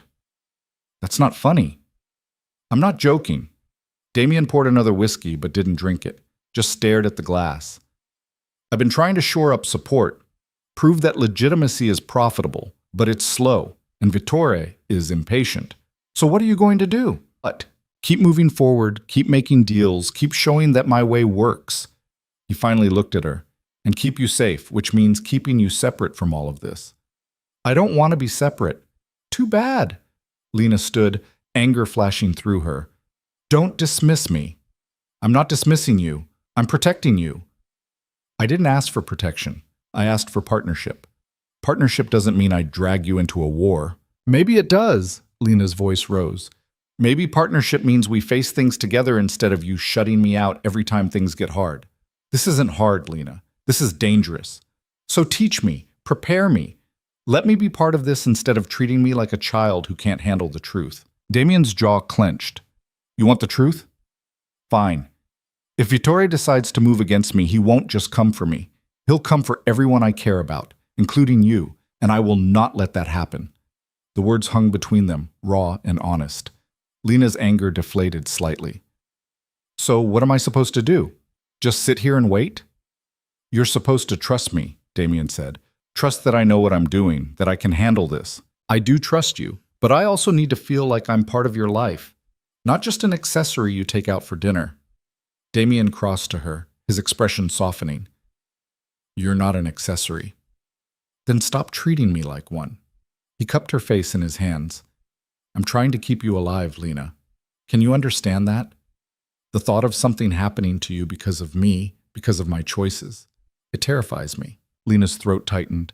And you think it doesn't terrify me? Watching you leave every day, wondering if you'll come back, seeing the tension in your shoulders, the exhaustion in your eyes, knowing you're carrying all of this alone? I'm not alone. I have you. Then act like it, Lena said. Let me in, all the way. Damien's forehead dropped to hers. I don't know how. Then learn, with me.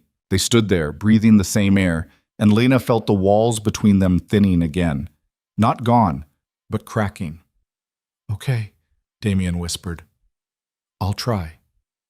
That's all I'm asking.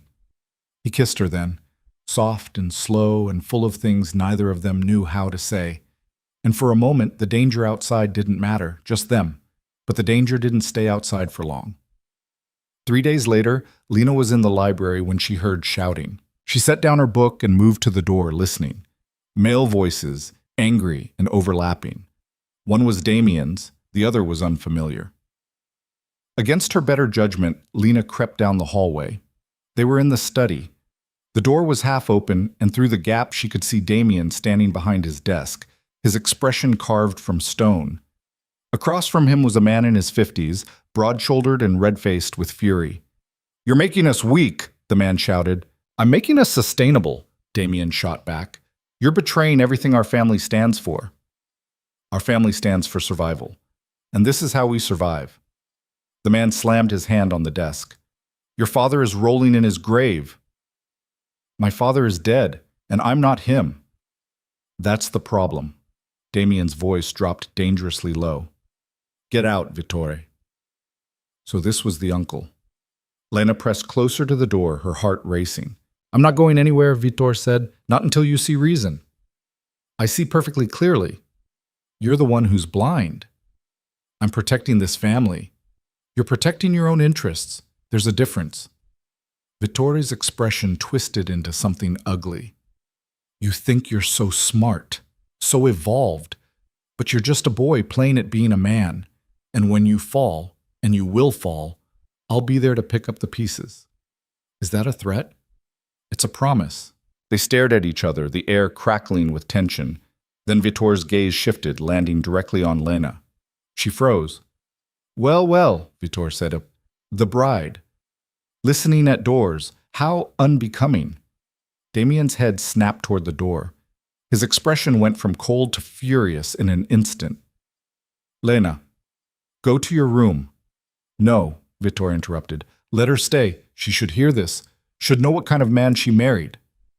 Vittore, Damien's voice was a warning. Tell her, nephew. Tell her about the deal you made with her father. How you lowballed him. How you knew he was desperate and used it to your advantage. Lena's breath caught. She looked at Damien, who had gone very still. That's not... Damien started. Not what? Not true? Vittore smiled, cruel and satisfied. You negotiated her price like she was cattle. Drove it down until her father had no choice but to accept. All business, right? No room for sentiment. Lena felt like the floor had disappeared beneath her feet. Damien's eyes met hers and she saw the confirmation there. The guilt. Is that true? She asked quietly. Lena, is it true? Damien's jaw worked. Yes, but nothing. Vittore's voice dripped with satisfaction. He's no different from any of us. He just hides it better. Lena turned and walked away. Behind her, she heard Damien's voice, sharp and furious, telling Vittore to get out. But she didn't stop, didn't slow, just kept walking until she reached her room and shut the door. Then she sank onto the bed and tried to breathe through the betrayal crushing her chest. She'd known, on some level, that the marriage was a transaction, that money had changed hands, that she'd been sold. But hearing it said out loud, hearing that Damien had negotiated, had bargained her down like she was a used car, It made it real in a way it hadn't been before. And it hurt. A knock at the door made her look up. "Go away," she called. "Lena, please. I said go away." The door opened anyway. Damien stood in the doorway, looking wrecked. "I told you to leave," Lena said, "and I'm not listening." He stepped inside and closed the door behind him. "We need to talk about this." "What's there to talk about? You bought me? You admit it." "I negotiated a contract with your father, yes, but what? You didn't think of me as a person? You didn't care that you were destroying my life?" "I cared," Damien said, "but I also had responsibilities to my family, to the business, and yes, I negotiated, because that's what I do. That's who I am." Lena stood, anger flaring. "Don't you dare make this about business." "It was business, that's the truth." "The truth?" She laughed bitterly. "You want to talk about truth? You've spent weeks telling me you're different, that you're not like your father, that you're trying to change, but you're exactly like him. You just dress it up prettier." Damien flinched like she'd slapped him.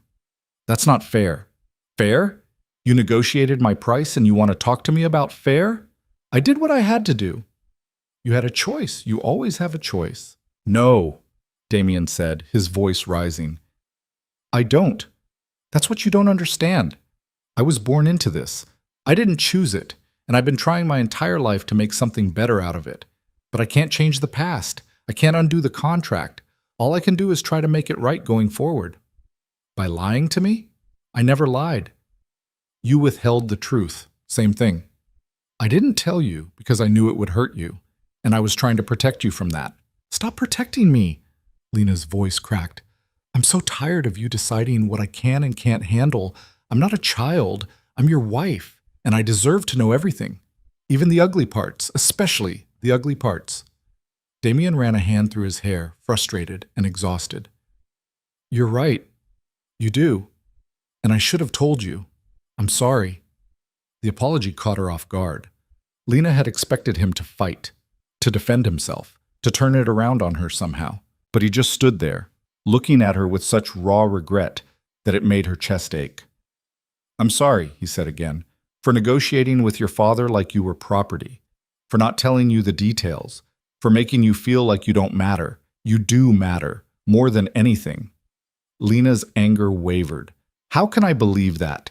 How can I believe anything you say when you keep things from me? Because I'm telling you now, all of it." Damien stepped closer. "Your father came to me with a debt he couldn't pay. 3 million euros plus interest. He offered you as collateral. I could have said no, but if I had, he would have gone to someone else. Someone worse. Someone who wouldn't have cared if you were comfortable or safe or treated with any kind of respect." Lena's throat tightened. "So I said yes," Damien continued. "And I negotiated because that's what my family expected. But I also made sure the contract had protections for you, that you'd be provided for, that you'd have your own resources, your own money, if you ever wanted to leave." "What?" "It's in the fine print. After the year, if you choose to stay, you get access to a trust. If you choose to leave, you get a settlement. Either way, you're not dependent on me or my family. You have choices." Lena stared at him. "I didn't know that. Because I didn't want you to think I was buying your compliance. But I also didn't want you trapped." He reached for her hand, hesitating until she let him take it. "I know I screwed this up. I know I can't change how we started. But I'm trying, Lena. I'm trying to be better. For you." Lena looked down at their joined hands. His was scarred and calloused, evidence of a life lived hard. Hers was softer, but no less marked. They were both damaged in different ways. "I don't know if I can forgive this," she said quietly. "I'm not asking for forgiveness. Not yet. I'm asking for a chance to earn it." "You're always asking for chances." "Because I keep screwing up." His mouth twisted into something bitter. "I wasn't built for this. For caring about someone. For having something to lose. But you make me want to try." Lena's chest ached. She wanted to stay angry, wanted to hold on to the hurt and use it as armor. But looking at him, at the vulnerability in his eyes, the genuine remorse, she felt her defenses cracking. "No more secrets," she said, "no more secrets. And no more deciding what I can handle. I want the truth, all of it, even when it's ugly." "Agreed." Lena pulled her hand back and crossed her arms. And you need to deal with Vittore, because if he comes after you, I need to know I can trust that you'll handle it. I will. When? Soon. I'm building support, making alliances. When I move against him, it has to be decisive. No room for him to fight back. Lena nodded slowly. Okay. Okay. I'm still angry, and I'm still hurt, but I'm not leaving. Damien exhaled, relief washing over his face. Thank you. Don't thank me yet. I'm going to make you work for this. I wouldn't expect anything less. They stood there, the space between them still charged with tension, but also something softer, something like understanding. I need time, Lena said, to process this. Take all the time you need. I mean it, Damien. I need space. I'll sleep in my own room. Give you privacy. Lena felt a pang at that, but didn't argue. She needed to think, to figure out where they went from here. Okay, she said. Damien nodded and turned to leave, but at the door he paused. For what it's worth, he said, you were never just a transaction to me. From the moment I met you, you were more. I just didn't know how to tell you that. Then he left, closing the door softly behind him. Lena stood alone in her white room and wondered if she'd just made the biggest mistake of her life, or the smartest decision. The next few days were tense. Lena kept to herself, spending hours in the library or the garden. Damien gave her space like he'd promised, but she could feel him watching, waiting. She wasn't sure what she was waiting for, some sign that she could trust him again, that this wasn't all a carefully constructed lie. On the fourth day, Maria found her in the garden. Mrs. Falco? Lena looked up from her book. Yes? Mr. Falco asked me to give you this. Maria held out a small envelope. Lena took it, confused. Inside was a key and a note in Damien's handwriting. 3rd floor, east wing. It's yours. Curiosity won out over anger. Lena made her way upstairs, following Maria's directions to a door she'd never noticed before. The key fit perfectly. Inside was a room that took her breath away. It had been completely transformed. The walls were painted a soft sage green. There were bookshelves lining one wall, already filled with her favorite authors. A reading chair by the window with perfect natural light, a small desk, plants in every corner, vibrant and alive. It was everything she would have chosen if someone had asked. And on the desk was another note. You said you wanted a home. I'm trying to give you one. Take all the time you need. I'll be here when you're ready. D. Lena's eyes burned. She pressed her hand to her mouth, overwhelmed, because this wasn't a grand gesture. It wasn't flowers or jewelry or some dramatic declaration. It was listening. It was seeing her. It was proof that he'd been paying attention all along. She stayed in the room for an hour, just sitting in the chair and looking out the window, thinking. Damien had hurt her, had negotiated her like she was property, had withheld the truth. But he'd also protected her in ways she hadn't known, had given her choices when she thought she had none, had tried, in his broken, imperfect way, to make this marriage something real, and he was still trying. That night, Lena knocked on his door. Damien opened it, surprise flickering across his face. Lena, can I come in? Of course. She stepped inside. His room was dark except for the lamp by his bed. He'd been reading. A book lay open on the nightstand. Thank you, Lena said, for the room. You don't have to thank me. Yes, I do, because it matters. You listened. You saw what I needed, and you gave it to me. Damien's expression softened. I'm trying. I know. Lena stepped closer. And I'm sorry for pushing you away. I was hurt and angry, and I needed time. But I've had time, and I've decided something. What? I'm done running. Done holding back, done protecting myself from something that might actually be real. She reached for his hand. I'm all in, Damien, completely. And that terrifies me. But I'm doing it anyway. Damien pulled her into his arms, holding her tight. I won't let you down. Yes, you will, because you're human and you screw up. We both do. She pulled back just enough to look at him. But we keep trying, together. Together, he agreed. She kissed him then, pouring everything she couldn't say into it. And when he kissed her back, desperate and relieved, Lena felt something click into place. This wasn't perfect. It would never be perfect. But it was theirs, and that was enough. The shift between them was subtle but undeniable. After that night, something fundamental changed. Not overnight, not in some dramatic transformation, but slowly, like ice melting into water, the careful distance they'd maintained began to dissolve. Damien stopped sleeping in his own room. He'd knock on her door around midnight, wait for her to answer, and then just stand there like he was asking permission. Lena never turned him away. They'd fall asleep tangled together, and she'd wake to find him already awake, watching her with an expression she was starting to recognize as wonder. "You do that a lot," she murmured one morning. "Do what?" "Stare at me like I'm going to disappear." Damien's fingers traced her jawline. "Because part of me still doesn't believe you're real." "I'm very real." "I know. That's the terrifying part." They talked more. Not just surface conversations, but real ones. About childhoods that had shaped them in different ways. About fears they'd never voiced. About the future neither of them had thought they'd want. Lena told him about her mother, who died when she was 12. About how her father had shut down after that, becoming a ghost in his own house. About how she'd learned to be invisible because being seen meant being disappointing. Damien told her about his father's lessons in cruelty. About the first time he'd watched a man die and how he'd thrown up in the bathroom afterward while his father called him weak. About the weight of expectation that had been pressing down on him since he was old enough to understand what his last name meant. "We're both pretty damaged," Lena said one night, her head on his chest. "Probably too damaged for this to work. Definitely too damaged." She felt him laugh beneath her cheek. "But we're trying anyway. Foolish of us." "Completely." His hand stroked her hair. "I don't know how to do this right. The husband thing, the partnership thing. Neither do I, so we figure it out together.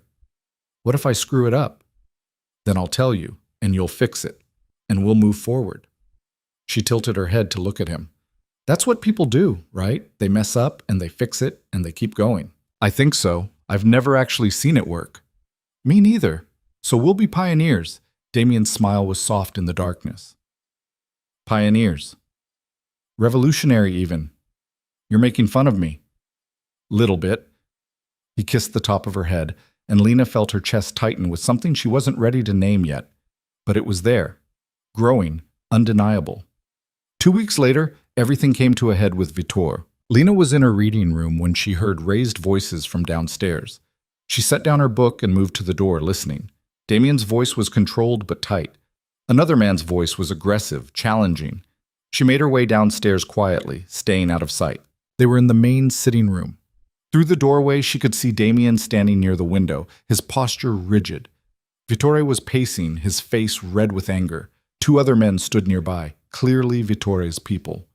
"You're destroying everything," Vittore spat, "turning your back on tradition, on family." "I'm saving the family," Damien said. "You're just too blind to see it." "By going legitimate? By crawling to the authorities like a dog? By building something sustainable, something that won't collapse the moment someone decides to investigate?" "We've survived investigations before. By bribing officials and threatening witnesses. That's not survival, that's borrowed time." Damien's voice hardened.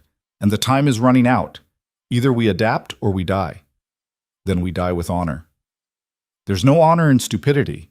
Vittore's hand moved to his jacket, and Lena's heart stopped. She saw the gesture, the threat. But before she could react, Damien moved. He was faster than she expected. One moment he was by the window, the next he had Vittore's arm twisted behind his back, a gun pressed to his uncle's temple. "Don't," Damien said quietly. "I really don't want to kill you, but I will if you make me." The 2 other men reached for their weapons, but Damien's voice cracked out. "Touch those guns and I paint the walls with his brain." Everyone froze. "You wouldn't," Vittore said, but his voice shook slightly. "Try me." Damien's expression was carved from ice. "I've been patient with you, tolerant, but you just threatened me in my own home. That's a line you don't get to cross.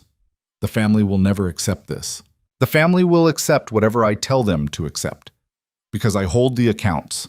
I hold the contacts. I hold the power." Damien pressed the gun harder. "And you hold nothing." Lena's hands were shaking. She'd never seen this version of Damien. Cold, lethal, completely in control. "You have 2 choices," Damien continued. "You can leave Milan tonight. Take a nice retirement somewhere warm. I'll make sure you're comfortable. Or you can keep fighting me, and I will dismantle you piece by piece until there's nothing left. You're making a mistake. No, you made the mistake. I'm just correcting it.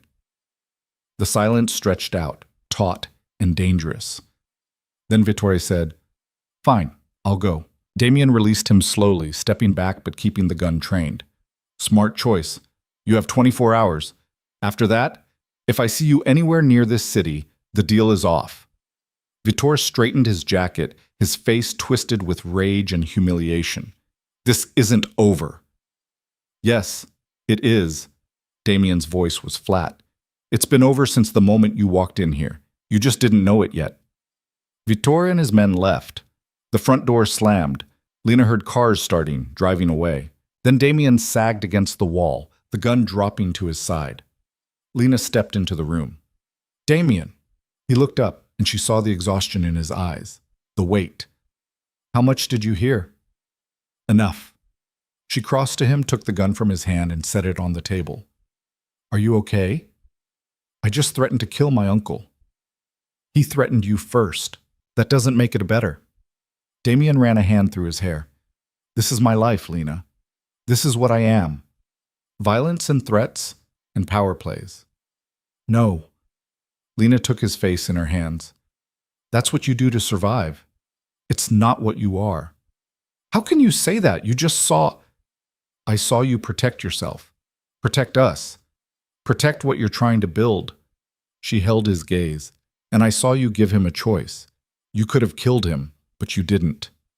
"I wanted to. But you didn't. That's what matters." Damien pulled her into his arms, holding her so tightly she could barely breathe. "I don't deserve you." "Probably not, but you're stuck with me anyway." She felt him laugh against her hair, shaky and relieved. "Is it over?" she asked quietly. "With Vittore?" "For now, he'll go. He's a coward at heart. And once the family sees I stood up to him, they'll fall in line. And if they don't, then I handle it, like I always do." Lena pulled back to look at him. "We handle it, remember? Partners." Something shifted in his expression, softened. "Partners. So what's next?" Damien exhaled slowly. "Next, I make some calls. Shore up support. Make sure everyone knows Vittore is out. Then—" He hesitated. "Then what?" "Then we focus on us, on building something real instead of just surviving." Lena's heart did that complicated thing again. "I'd like that." "Me too." They stood there in the quiet house, holding each other, and Lena realized something. She wasn't afraid anymore. Not of Damien, not of his world, not even of the feelings growing stronger every day. She was ready, for all of it. 3 weeks later, Lena missed her period. At first, she didn't think much of it. Stress could do that. And the past few months had been nothing but stress. But then a week went by. Then 2. And the exhaustion she'd been feeling wasn't going away. She bought a test. 5 of them, actually, because one didn't seem like enough. They all came back positive. Lena sat on the bathroom floor, staring at the little plastic sticks lined up on the counter, and tried to process what this meant. She was pregnant. They'd done it, fulfilled the contract's terms, the family was secure. The marriage was solid. She should be relieved. Instead, she felt terrified, because this was real now. Not just a contract or an obligation. There was a life growing inside her, a child who would tie her to Damien and his world forever. A child who deserved better than parents who'd started as a business transaction. Lena didn't know how long she sat there, long enough that her legs went numb, long enough that she heard Damien come home, calling her name. "Lena? You up here?" She couldn't answer. Her throat had closed up. Footsteps in the hallway. Then he was there, standing in the bathroom doorway. His eyes went to the tests on the counter, to her face, back to the tests. "Is that—" His voice cracked. "Are you—" Lena nodded. Damien's legs seemed to give out.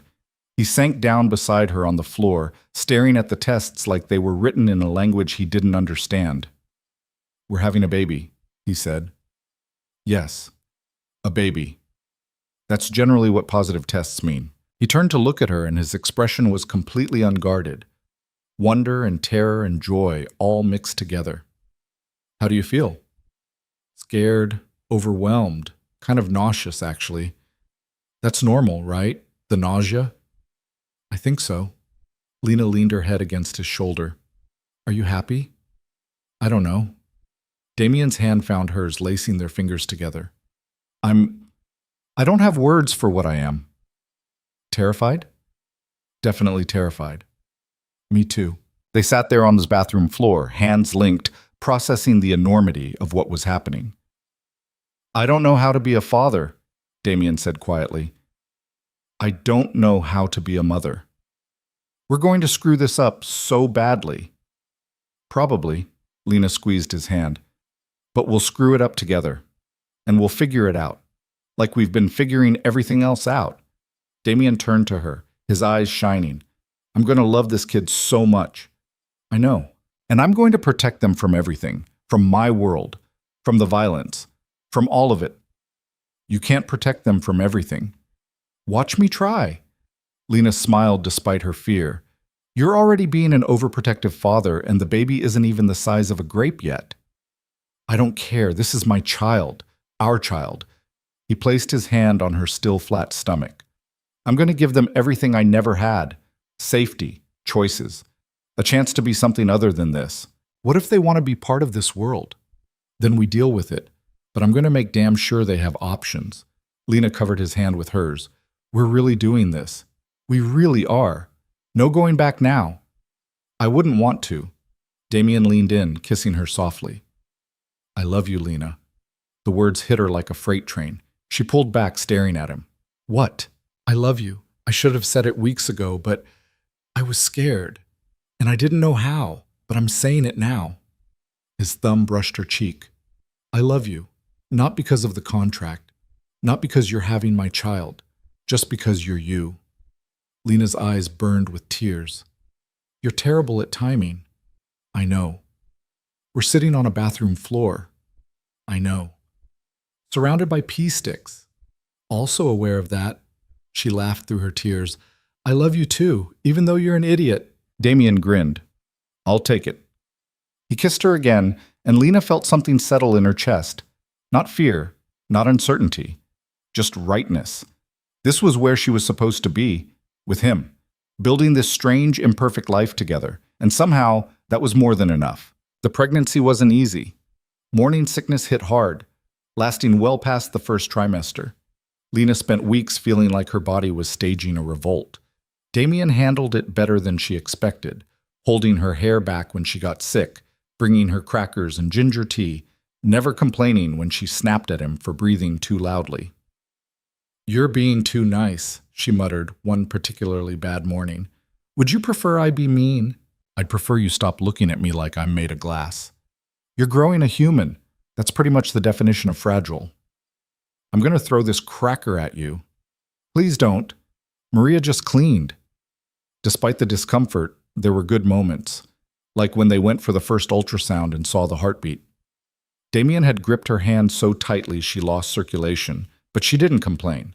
Just watched him stare at the screen with tears streaming down his face. Or when Isabella visited and actually smiled, a real smile, when they told her the news. Finally, some good news from you two. Thanks for the vote of confidence, Mother, Damien said dryly. You've earned it. Isabella's gaze softened slightly. You're doing well, both of you. It was the closest thing to approval Lena had ever gotten from her mother-in-law. She'd take it. The months passed. Lena's body changed, expanding in ways that fascinated and horrified her. Damien was obsessed with her growing belly, constantly touching it, talking to it, reading to it. You know the baby can't actually understand Italian yet, right? Lena said one night. They need to be bilingual. We're starting early. They don't have ears yet. Details. Lena smiled, running her fingers through his hair while he pressed his ear to her stomach. You're going to be such a ridiculous father. I'm going to be the best father this kid could ask for. Confident. Determined. He looked up at her. I meant what I said. This child is going to have choices. A real life. Not the one I had. I know. Lena's hand found his cheek. And they're going to be so loved by both of us.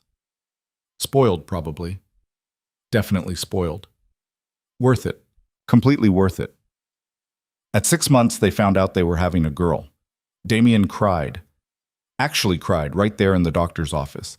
The technician pretended not to notice while Lena held his hand and tried not to cry herself.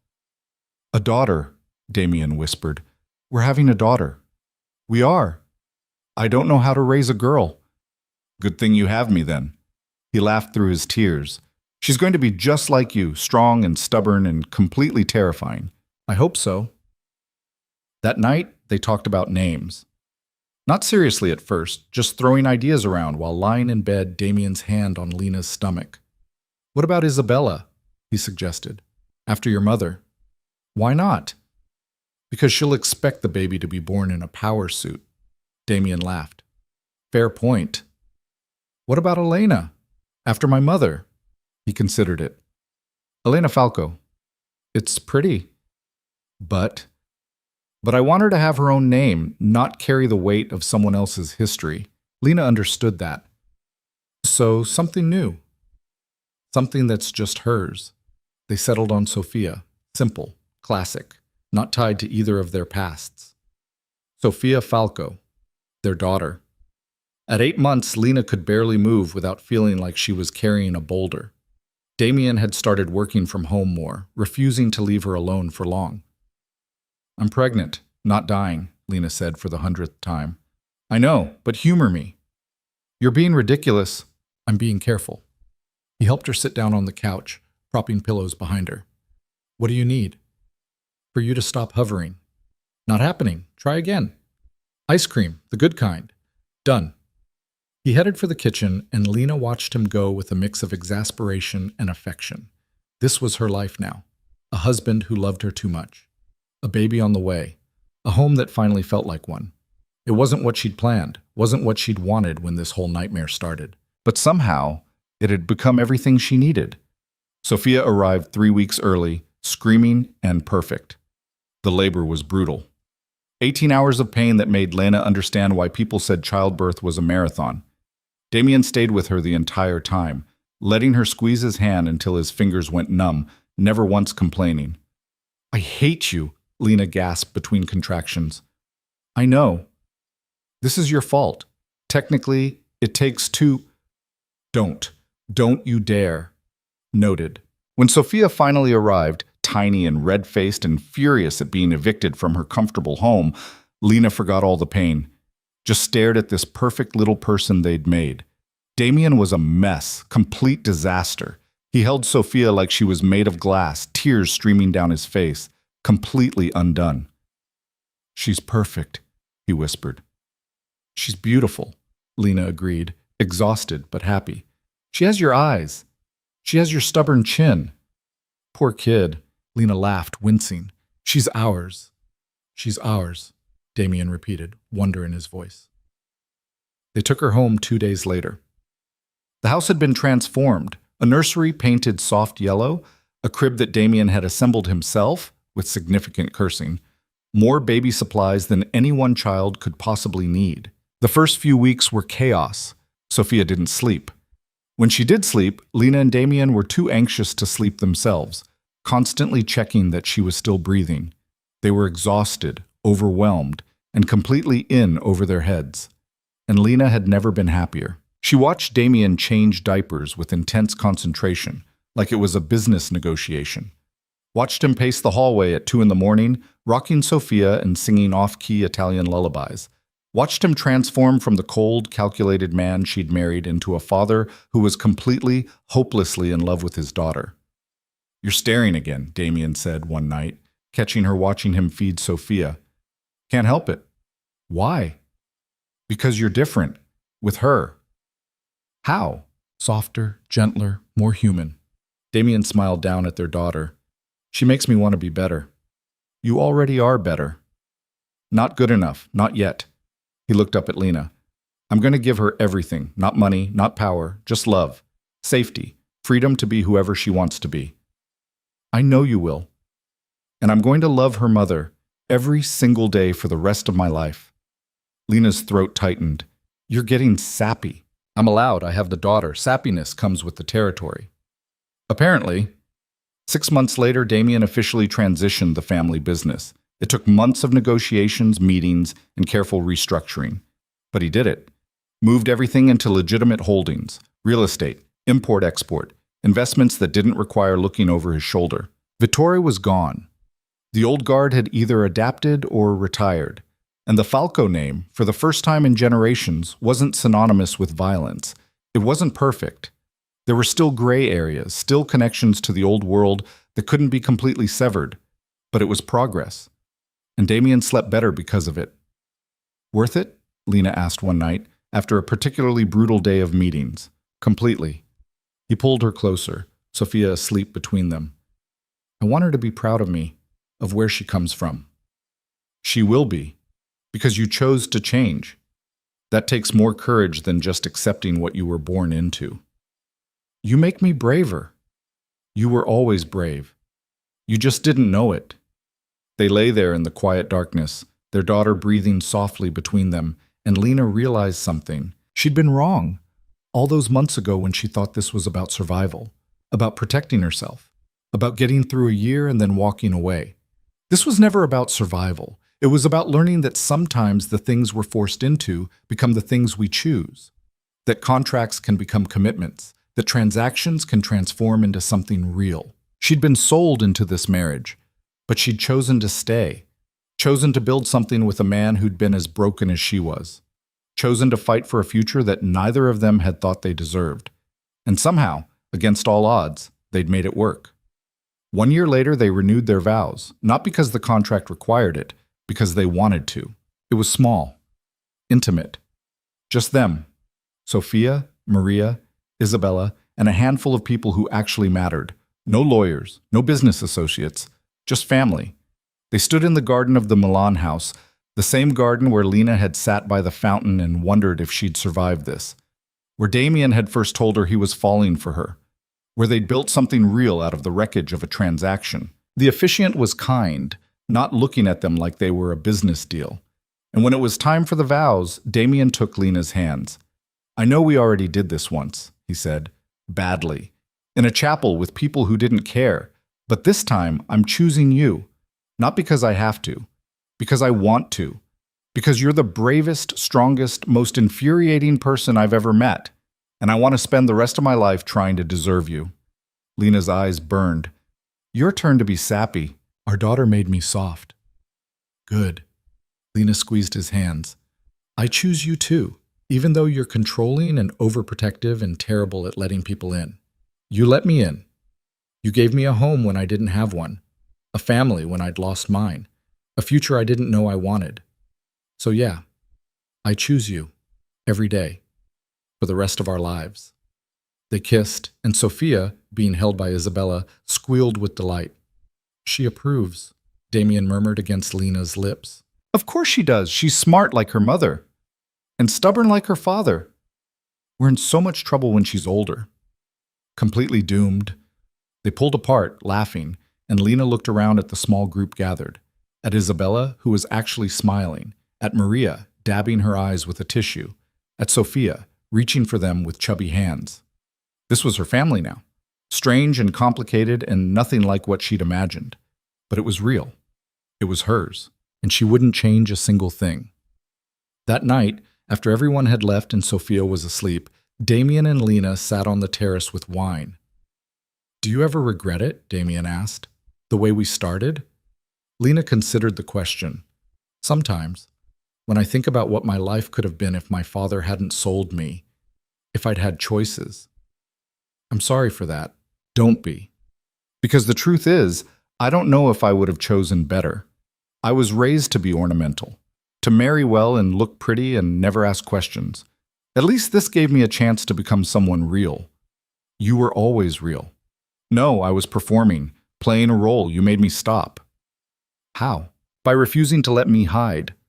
By demanding honesty even when it was ugly. By being just as broken as I was. She turned to look at him. We saved each other, Damien, in the weirdest, most dysfunctional way possible. He pulled her closer, kissing her temple. Best transaction I ever made. Romantic. I try. They sat in comfortable silence, watching the lights of Milan spread out below them. I want to start a foundation, Lena said suddenly. Damien looked at her. What kind of foundation? For women. Women who are trapped the way I was, in bad situations, bad marriages, bad debts. I want to give them options, resources, a way out. That's a good idea. You think? I think it's perfect, and I'll help however I can. Lena smiled. Thank you. For what? For letting me turn our nightmare into something useful, something good. Our nightmare turned into a family, into love, into the best thing that's ever happened to me. Damien's hand found hers. I'd say that's already pretty good. Lena laced their fingers together, feeling the weight of his wedding ring against her skin. She'd been sold, traded, forced into a marriage she never wanted. But somewhere along the way, she'd found freedom. Not in leaving, but in staying, in fighting, in choosing to build something real with a man who'd been just as lost as she was. Love wasn't supposed to start with a contract, with negotiation and terms and obligations. But sometimes the best things in life came from the places you least expected. From the people who challenged you, broke you open, and helped you become who you were always meant to be. Damien had done that for her, and she'd done it for him. Together, they'd turned a transaction into a marriage, a contract into a commitment, obligation into love. It wasn't a fairy tale. It wasn't perfect. They still fought, still struggled, still had moments where the darkness of his world threatened to swallow them whole, but they faced it together. And that made all the difference. Lena leaned her head on Damien's shoulder, watching the city lights blur into stars, and thought about everything they'd overcome, everything they'd built, everything that waited for them in the future. Their daughter sleeping peacefully inside. The foundation they'd create to help others, the life they'd continue building, day by day, choice by choice. She'd started this journey in silence, traded like property, with no voice and no power. She was ending it with both. And somewhere in between she'd found something she'd never expected. Not just survival, but home.